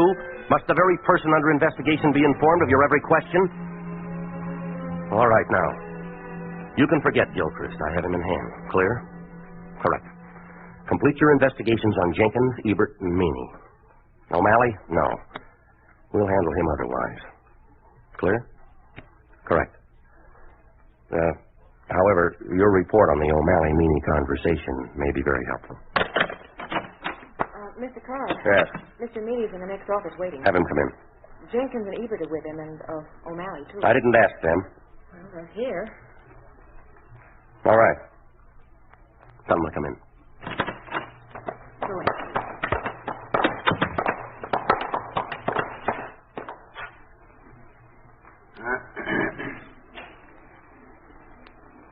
Gentlemen? Did you think you could get away with it, Carr? What's that, O'Malley? With misrepresenting our last conversation? Well, how do you mean? Saying that I want a secret vote on nomination. Well, didn't you say that you... You know I never mentioned it. That is a lie. A lie made to deceive and to double-cross. Who? You? No, your friend, Ebert here. Jenkins, too. Well, that's the real lie. Is it? Yes, it is. Well, now, let's just test who's lying. Tell us. Where did you spend last Tuesday evening? What's that got? Do you prefer not to answer? Well, not at all. Well, come on, then. Well, You were with me, O'Malley. So you're with Meany. Where? Well, yes, that's right. At his office in the Chemical Workers Building. And what did you discuss with him? Well, what we would do if and when a strike would ever become necessary. Nothing else, huh? O'Malley, you did suggest the idea of a secret vote at the nomination meeting. So you have discussed. Well, then not with you, as you told Ebert. No, huh? Well, why didn't you? Well, it didn't occur to me then. And not with Ebert either? Well, I was going And not to. with Jenkins either? Well, I was going to discuss it with everyone. But you didn't with me, did you? Why lie about it, O'Malley? Well, I did. O'Malley, why with Meany and not with me? After all, I am the senior union leader in Springfield, My union was the first. I have a Well, right. now, Ebert, What's the difference? What I want to know is why there's something to do about a secret vote for nominations. We've never done it that way. I'm against it, especially on such short Well, notice. now, you don't understand, Ebert. Why? Haven't I enough experience as a union Well, leader? that's not what I mean. Well, then what do you mean? Well, Ebert Jenkins, don't you see why a secret vote in the election is not enough? The nomination vote has to be secret, too, so that the men can nominate without fear of retaliation. I'm not convinced that there ought to be any change in our established procedure, O'Malley. Me neither. Then you, too, have noticed the spontaneous demonstrations all over the city, huh? Gentlemen, I think that your general population is more politically advanced than some of your labor leaders here. Mr. Carr's been a very busy man since he arrived. We cannot afford to fly against popular opinion. Well, I know one thing. That working conditions have broken down to the point where something has to be done. The managers won't bargain. We've got to keep leaders in office who are for the unions and against being controlled by the Communist Party. Furthermore, in order to protect the men, the nomination vote has to be secret. And what's more, I don't believe that the so-called spontaneous demonstrations in favor of the 5-year plan mean that the people of the city won't be sympathetic with our wage and our demands. Well, sit down, Hunter. Gilchrist, I'm glad you came. O'Malley, I'm not too sure that changing procedure is for the best at this time. Speaking as chairman of the Trade Union Council, I think that we ought to consider our actions very carefully. Hunter, you weren't talking like that a month ago. What do you mean? Nor you, Gilchrist. I've got a right to change my mind. Yes, you've also got an obligation to your union membership. And I mean all of you. You can't say that I don't always act in accordance. When do you have the right to say that You're I a can't? troublemaker, O'Malley. You want to rule the roost. As chairman of the Trade Union Council, I call this meeting to order.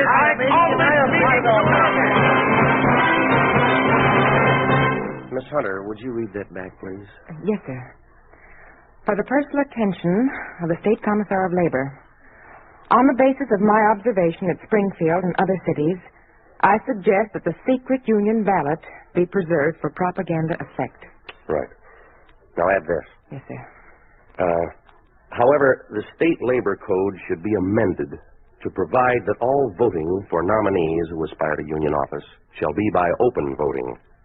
By this method, we will be able to observe those who desire the nomination of undesirable candidates and to discipline union members where need be. Come in.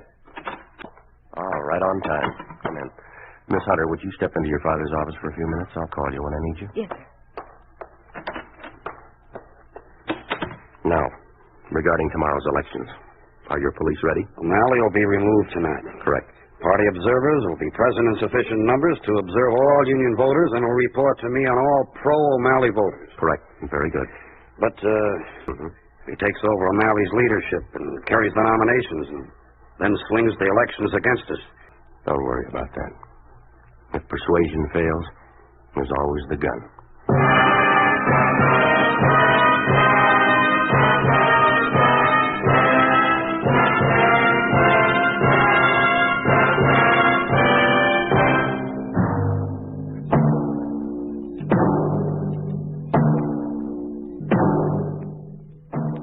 You have just heard a story of what happens to trade unions under a communist regime. You think this could not happen? It did happen in Russia, where according to the bylaws of the trade unions of the USSR, quote, Soviet trade unions shall conduct all their work under the direction of the Communist Party. It did happen in Poland, where the Communist Party liquidated such democratic trade union leaders as Henryk Ehrlich, Viktor Alter, and Katsima Putzak. It did happen in Romania, where by virtue of law number 52, labor organizations can no longer negotiate labor contracts. This is done for them by federations and Confederation of Labor, a body controlled by the Communist Party. It did happen in Hungary, where by paragraph 45 of the penal law, a person who has not a definite occupation in his hometown must serve at forced labor at a place to be determined by the authorities.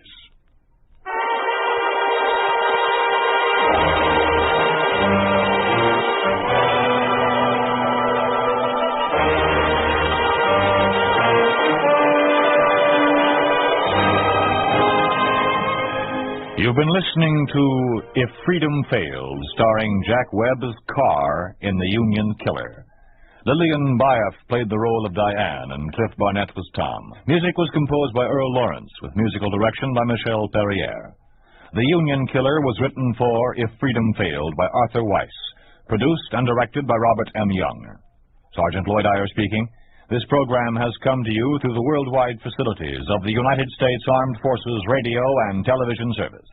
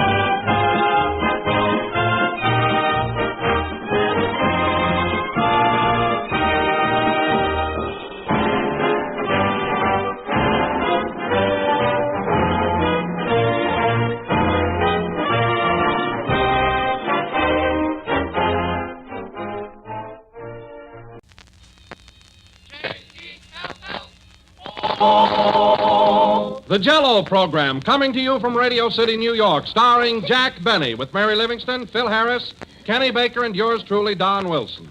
The orchestra opens the program with For No Rhyme or Reason.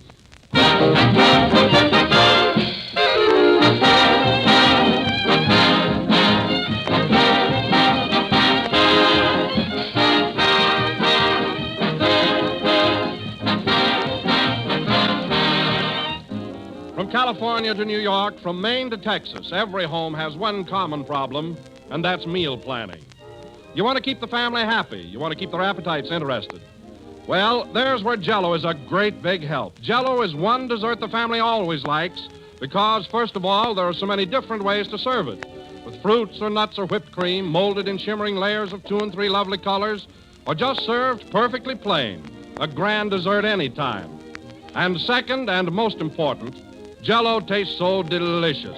It's a new treat every time, for Jell-O brings you that extra rich fruit flavor, a wonderful real fruit goodness that makes every Jell-O dish a triumph. Just be sure to get genuine Jell-O when you buy if you want to enjoy Jell-O's delicious extra rich fruit flavor. Look for the big red letters on the box. They spell Jell-O.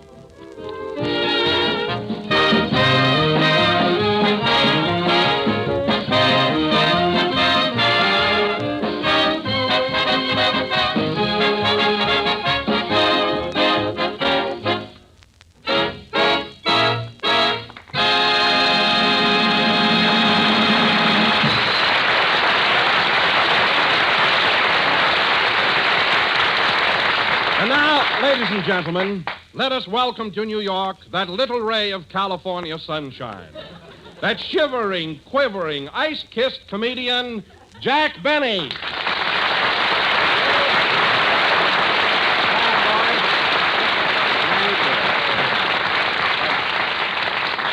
Thank you. Hello again. This is Jack Benny coming to you through a suit of long underwear. And, Don, it's sure great to be back in New York again, but, boy, this cold weather is really too much for me. Oh, Jack, I'll admit it has been pretty cold, but it's certainly much warmer today. I know that, Don, but I defrost very slowly. You know, coming from California, my blood happens to be thin, what there is of it. Oh. I can hardly stand it. I know how you feel, Jack. After the sun goes down, it does get pretty frigid. Frigid? Why, Don, the other night I slept under 6 blankets. I felt like the bottom wheat cake.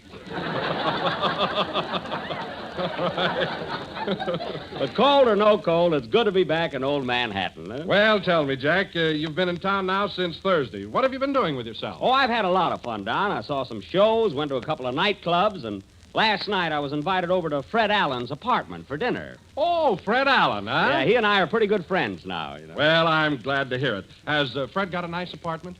Oh, how could I tell, Don, with all that laundry hanging in the living room?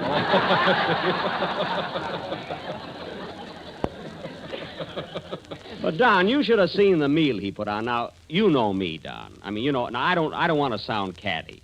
But after all, how often do I come to New York? Maybe once a year. Well? Well, you think he could have had sardines some other night. Sardines? Yeah, I wouldn't have liked them if he'd opened them with the key to the city.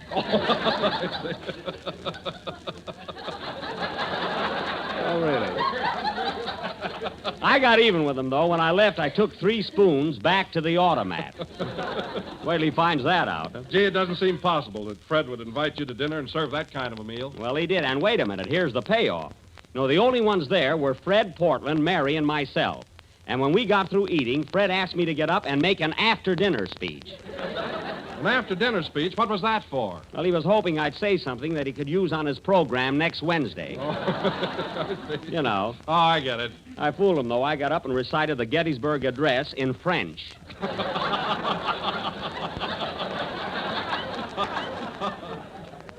Let him use that. Anyway, Fred and I are friends now. I'm not going to start running him down. Running him down? What have you been doing up till now? Well, oh, it's you, Phil. Well, welcome to New York. That's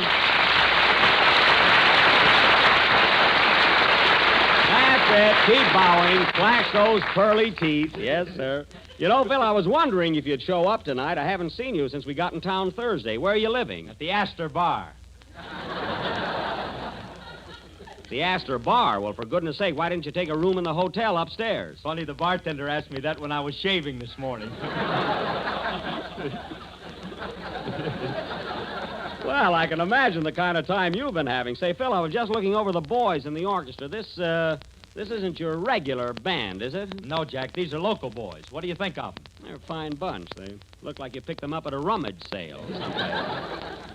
What if I did? Their instruments are new. Oh, yeah. Well, that's something, yes. But I can't understand why you didn't bring your regular band along. I offered to pay their expenses. Their expenses? That's rich. Well, I did. Sure you did. I got 14 musicians, and you wanted to put them in 7 upper berths. Well, the berths were opposite each other. They could have slept crossways.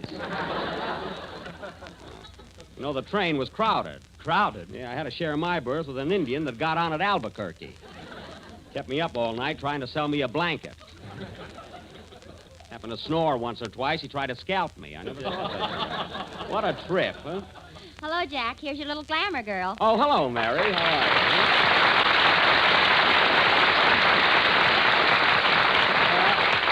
you? That's it, Mary. Keep bowing. Show your silly hat. How do you like this New York weather, Mary? What a change. Burp, it's cold. Burp? That's burr.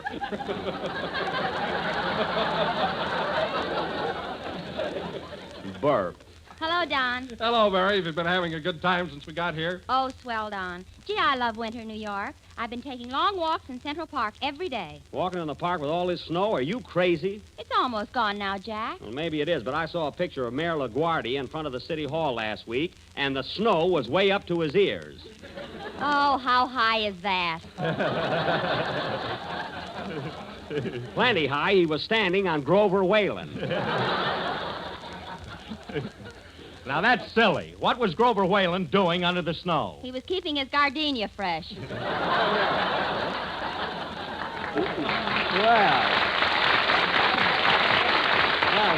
thanks, Mary. I'd have never thought of that. Well, anyway, you can all have this winter weather. Every time I go out of the hotel, I just about freeze. Well, no wonder you came from California without an overcoat. Why don't you buy one? Oh, we're only going to be here a couple of weeks, say. Well, I spend $50 or $60, you know. That's right. You can get a can of Sterno for a dime. Yeah.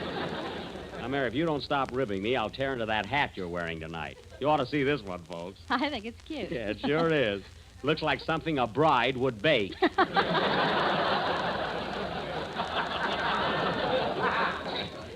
That's what the girl in the store said. Well, she was sure clicking. Say, Phil, we got a long show to do. How about a number? Huh? Okay, Jackson. Okay. Hold it a minute. Come in. Oh, how do you do? Hello, Jack. Are you busy? Well, miss, right now I'm... Oh, for heaven's sake, I'll be doggone. Rosie Nicholson.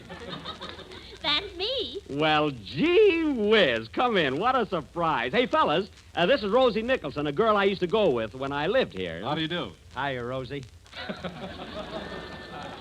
Mary, this is an old sweetheart of mine. Oh, yeah? Well, Rosie, Rosie, I haven't seen you in years. I knew you were in town, Jack, so I just thought I'd come up and say hello. Well, I'm glad you did. You're looking great. But, Rosie, you've gained a little weight, haven't you? Yeah, now I go with a guy that feeds me.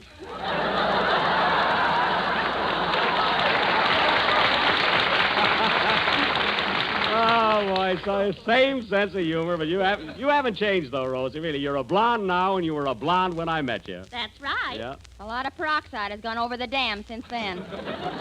Miss Livingstone, please. Ha, ha, ha. Gosh, after all these years, it's sure good to see you again. Say, Rosie, are you married yet? No, but I'm still in there punching. That's the spirit, gal. Don't give up. Say, will you ever forget the fun we used to have, and how crazy I used to be about you? Yeah. Remember the time you gave me a lock of your hair? I'll say. Don't you wish you had it now? Keep still, Mary. We're reminiscing. Say, Rosie, let's sit down and talk over old times, huh? All right, Jack. Play, Phil. Hey, Rosie, will you ever forget the time you got fired from the delicatessen for giving me extra pickles?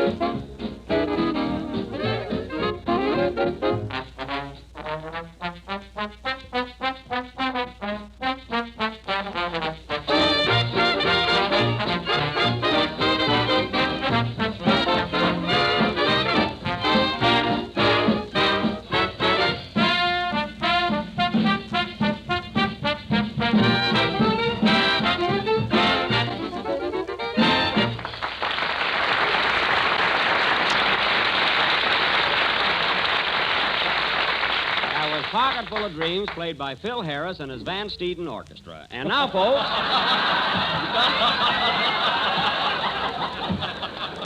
and now... and now, folks, Don Wilson. Don Wilson has an announcement of great importance to make. Take it, Don. Ladies and gentlemen, the scene is the residence of Mr. and Mrs. Homer T. Griddle in the thriving little town of East Orange, New Jersey. They've just finished their roast beef and are now enjoying their dessert. Let us tune in and hear what they have to say about our product.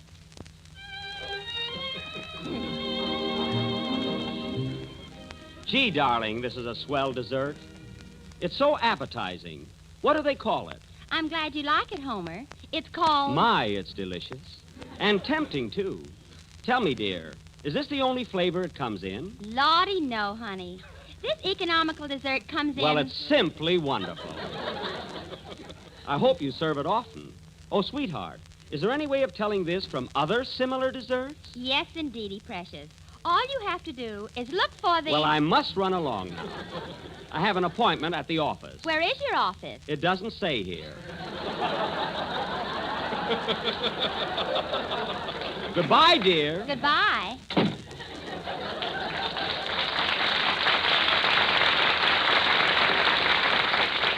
Ladies and gentlemen, I venture to say that this happy couple were eating Jell-O. It is economical, easy to make, and comes in 6 delicious flavors. And now, folks, to resume in a lighter vein, tonight as we are visiting to New York, we are going to present an original murder mystery. A play that we feel Hiya, Jack. Am I late? Oh, a little bit, Kenny, but it's all right. It's all right.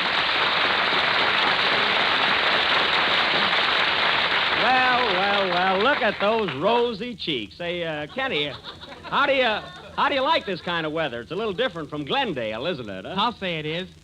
And you know, Jack, this is the first time I've ever seen snow. Well, it looks beautiful, doesn't it? It tastes good, too.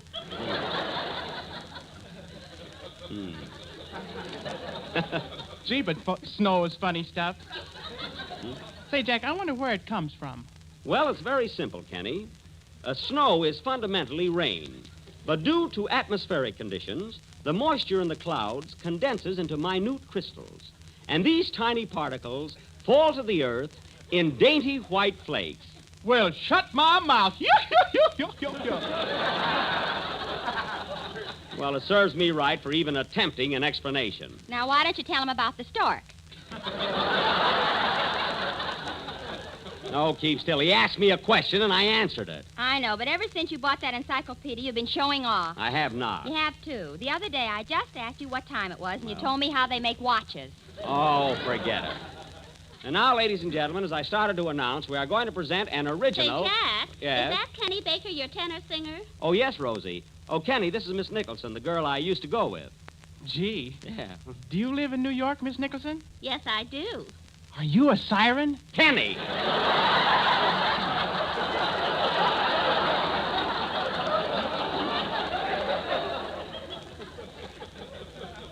You'll have to excuse him, Rosie. He's been reading the wrong kind of magazines.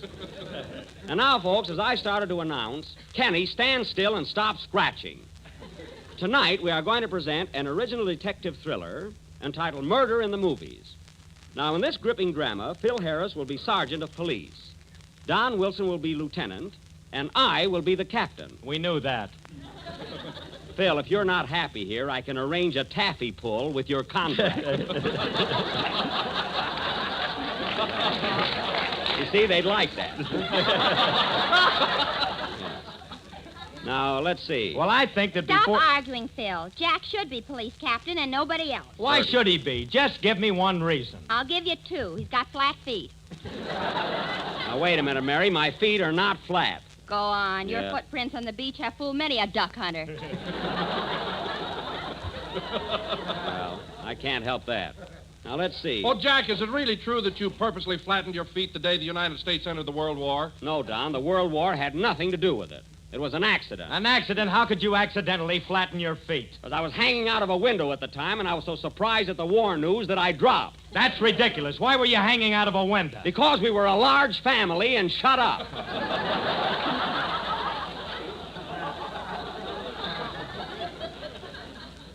Let me ask you something, Phil. Where were you during the World War? I was in kindergarten. Kindergarten?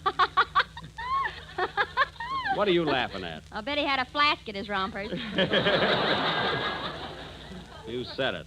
Any guy that'll put on rompers just to avoid being shot, I have no sympathy for. Now, getting back to our play, I will be the captain, and Kenny, you work in a moving picture theater, so you're a ticket taker. Okay. Can I wear my new galoshes? No, Kenny, and incidentally, you're not supposed to wear galoshes indoors, so take them right off. What, and go barefooted?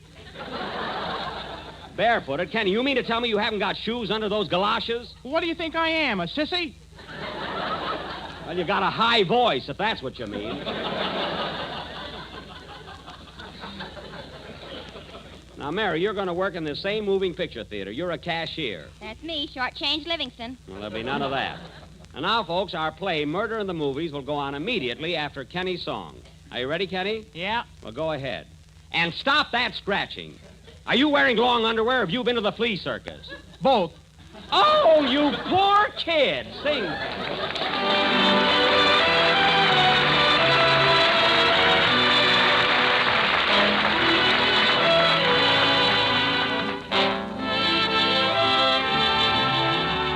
Let me hear you say it with a kiss.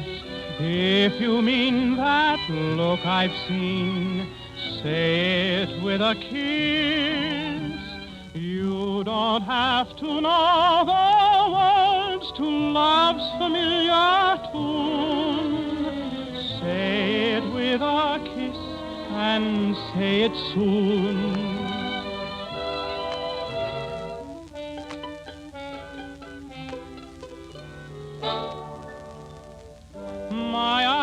have looked at you and found you fair. My heart's been asking me if you could care. And now my heart and I are standing by. We await your reply. Let me hear you say it with a kiss. If you mean that look I've seen, say it with a kiss. There is wine and candles shine and music in your lips, magic in the touch of your fingertips. Words may not convey, say it with a kiss, and your look might speak a book that my eyes might miss. You don't have to know the words to love's familiar tune. Say it with a kiss and say it so.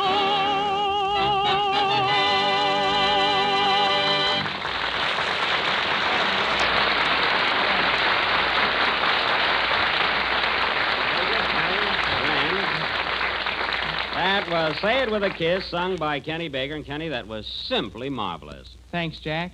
Your kindness is exceeded only by your good looks. Well. Hey, where did that come from? And now, folks, before somebody says something,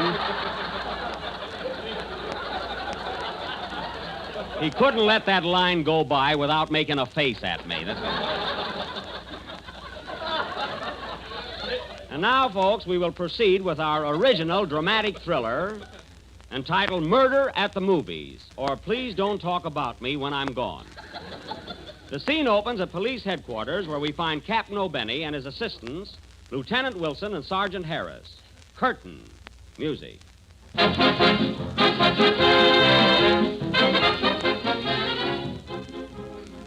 Now listen, men. Things are going from bad to worse. The chief just called me up and said we better clean up the crooks in this district or else. Oh, we're doing all right. Doing all right. Now listen, Harris. You were on duty in Central Park last night when two men stole an elephant from the zoo. And you let them get away with it. Well, they told me they were Barnum and Bailey. I wouldn't care if they were Damon and Pythias. Which they probably were. Well, I'm sorry, Chief. Sorry. And you, Wilson, you're a fine-looking policeman. Why are you wearing your badge on the seat of your pants? The patch fell off. Oh. Well, listen, fellas, I want action around here. Action. I'll fill this jail if I have to serve $1 dinner.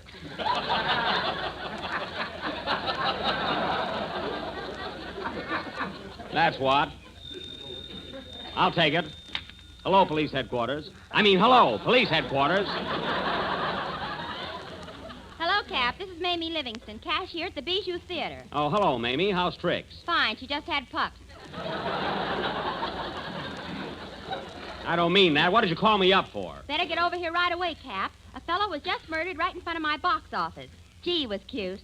Murdered, eh? How do you know he's dead? He doesn't wink back. I see. Well, tell me, when did this murder happen? 3 hours ago. 3 hours? Why didn't you call me before? I was selling a ticket to a Scotchman. Oh. Well, hold everything, Mamie. We'll be right over. What's up, Cap? Plenty. There's been a murder in front of the Bijou Theater. We better get over there at once. Right with you, Cap. Now, this may be dangerous, so take everything you need. Oh, Harris, where's your bulletproof vest? At the cleaners. I'm going to a party tonight. Oh, well, it's lucky you got an excuse. Come on, man. Let's go. Gee, it's cold out tonight. Sure, it's cold. You ought to buy an overcoat. Oh, I can stand it.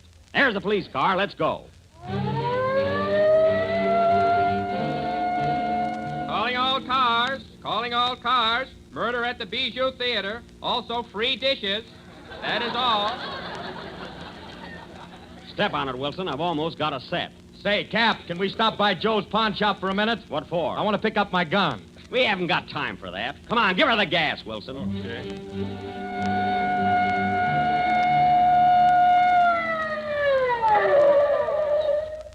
Here's the place, fellas.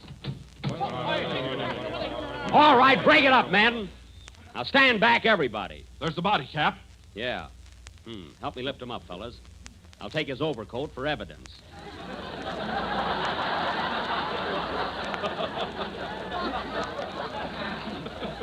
Evidence? Shut up. Now, let's see. Well, he was shot right through the little finger. Little finger? How could that kill him? He was scratching his head at the time. There's Mamie in the box office. I'll get the lowdown from her. Hello, Mamie. Hello, Cap. I'm glad you got here. Now, listen, Mamie. Now, tell me all you know about this murder. Well, Cap, I was sitting here selling tickets when all of a sudden... How many, please? 2 on the balcony. Thank you. All right, Mamie, all right. What happened? Well, anyway, I heard a shot, and all of a sudden... How many, please? 6. I want to lie down.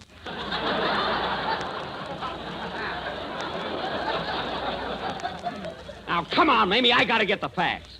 What did the murderer look like? What was the color of his hair? I don't know. He had a hat on. Well, his eyes, then. His eyes. What color were his eyes? He had dark glasses on. Oh, well, what about his face? What did his face look like? A veal cutlet. You're trying to shield him. Now, where did he go? Well, as soon as he fired the shot, he ran into the theater. That's what I wanted to know. Come on, boys. We'll go in after him. Where with you, Cap? There's the doorman. Hey, buddy, did a man come in here a few minutes ago with a gun in his hand? Yes, sir, he did. Was the gun smoking? Yes, so I made him sit in the loges.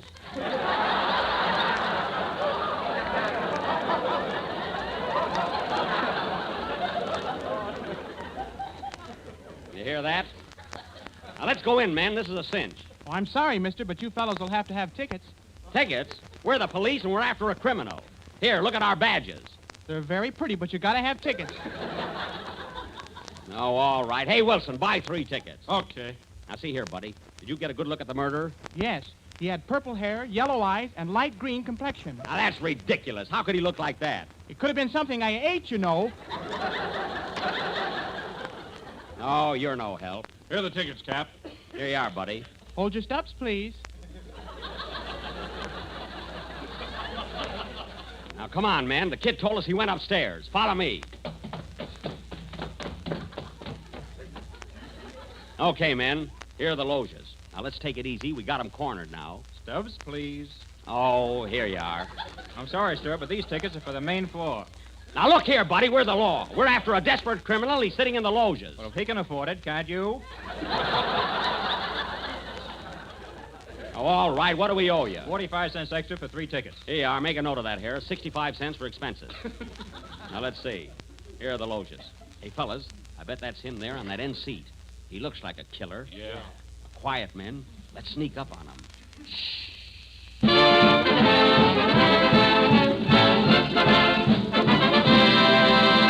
Oh, darn it, there's the newsreel. Philadelphia, Pennsylvania. Army beats Navy 14-7 in thrilling football game. The crowd is in a frenzy as Army scores its first touchdown. Wow, look at that guy run. Harris, you're here on business. New York City, New York. Animal lovers mourn the loss of Oscar the elephant, which was stolen last night from Central Park Zoo. Police are baffled. We are not. Then where's the elephant? Never mind, we'll find him. Hollywood, California. Bevy of beautiful girls arrive in Hollywood to take part in beauty contests. Look at those gorgeous creatures as they step off the plane. Woo!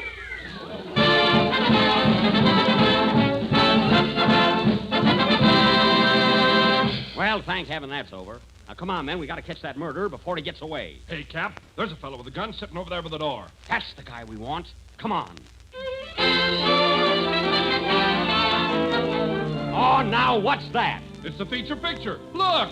Yeah, there's the title. Jack Benny and Artists and Models. Why, that's my old picture. We can't nab that guy now. We'll have to wait until it's over. Oh, no, you don't. I'm not going to sit through this. Take it away. I give up. I surrender. What? I confess. I killed him. I'm the murderer. But I'm not going to sit through this picture. I'm not hanged, you hear me? Hanged! Hanged!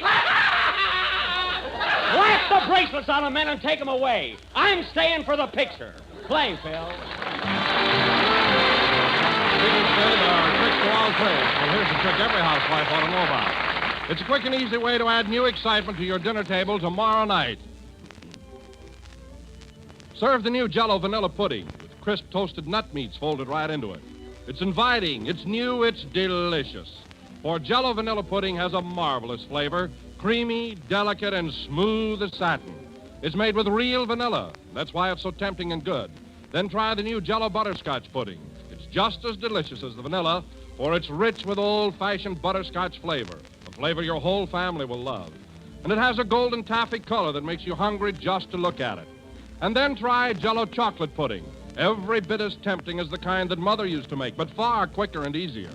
For all three new Jell-O puddings can be prepared in next to no time with just a few minutes cooking. Simple directions are in every package. So ask your grocer tomorrow for all three Jell-O puddings. Vanilla, butterscotch, and chocolate. We're a little late, so good night, folks.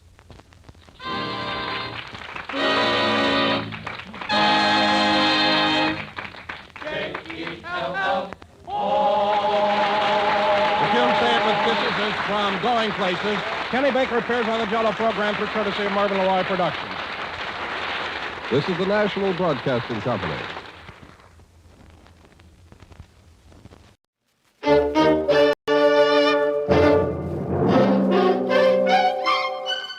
Box 13, with the star of Paramount Pictures, Alan Ladd, as Dan Holliday.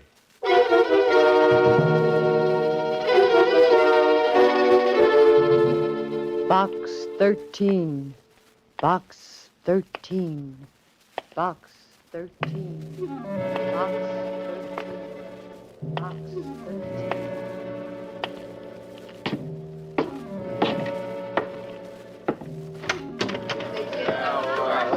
Copy, boy. Copy, boy. Hiya, Mr. Holliday. What do you say? Where's that society page, please? Hiya, Holliday. Hiya. Jerk the first paragraph in that Simmons story. Hiya, Dan. How are you?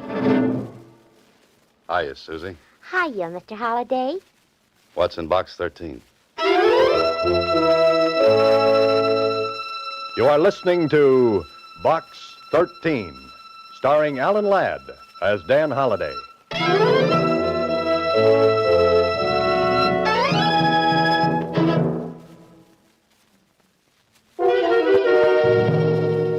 Now for Box 13, starring Alan Ladd as Dan Holliday.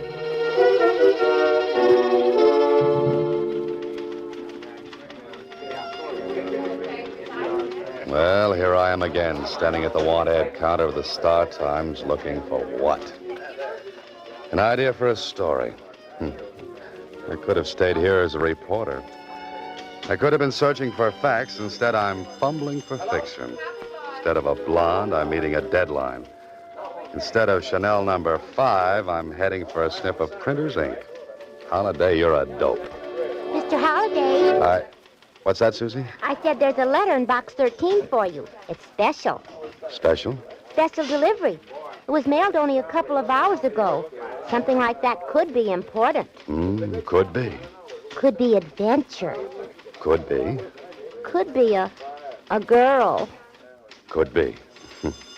By the way, Susie, how come you're working so late this evening? Oh, my boss asked me to. He's paying me overtime. Time and 3/4. Time and 3/4? Mm-hmm. I held out for double time when he offered me time and a half. Well, what happened? Oh, we effected a compromise. Goodbye, Susie.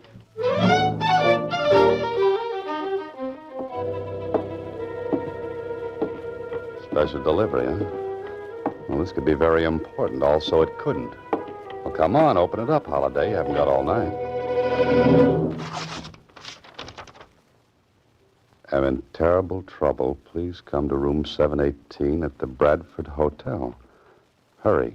Signed, Agatha Marsh. That sounds urgent.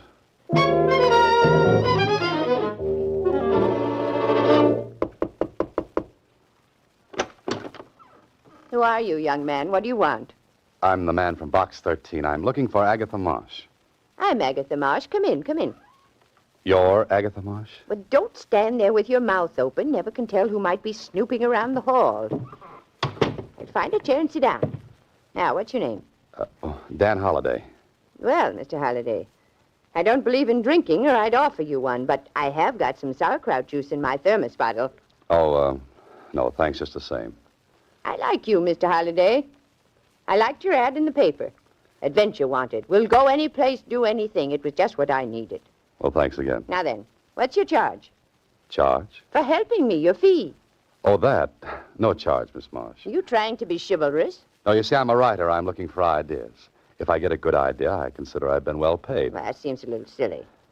Might I ask just what your trouble is? Oh, you don't think a girl my age could get into trouble, do you? Well, you look like a very charming old... Oh, I'm sorry. Oh, lady, let's not beat around the bush. Now, no doubt you want to know a few things about me. Well, that would be very interesting. Yes, well, I live in Muncie, Indiana, alone. I've got a big house and an independent income. And this year I came here. Is that all? Isn't that enough? But the letter you wrote me, you said you were in terrible trouble. Well, I doubt about this. I don't know what'll happen. Finds out about what? Come over here to the closet. Look. On the floor. Why, that's a dead man lying there. Well, this would make a good opening chapter for a story. Young man goes to help charming old lady who is in terrible trouble. Terrible trouble turns out to be a corpse. Corpse? Hey, wake up, Holiday. This is the real thing. Now do you believe me, young man? When did you find him? Just before I wrote you that letter. Before you wrote the letter. Why, that's hours ago. I know, but what could I do? What could you do? Miss Marsh, you could call the police. And get my name in the papers? Have all the folks back in Muncie know there was a dead man in my room? Oh, no. Miss Marsh, listen to me, please. There's a dead man in that closet. Notify the police immediately. Fiddlesticks. But, Miss Marsh, look at this man. He's been shot at close range. There are powder burns on his coat. I know. I examined him before I wrote you. You see, I read all the current detective stories. Detective stories? This isn't a story. This is... Why don't you try to prove that I did it? With what, a cap pistol? Now, you're a nice person, Miss Marsh, but this is going to be tough. Well, don't get so excited. A girl my age could kill a man if she wanted to. Rub him out, as they say in the murder mystery.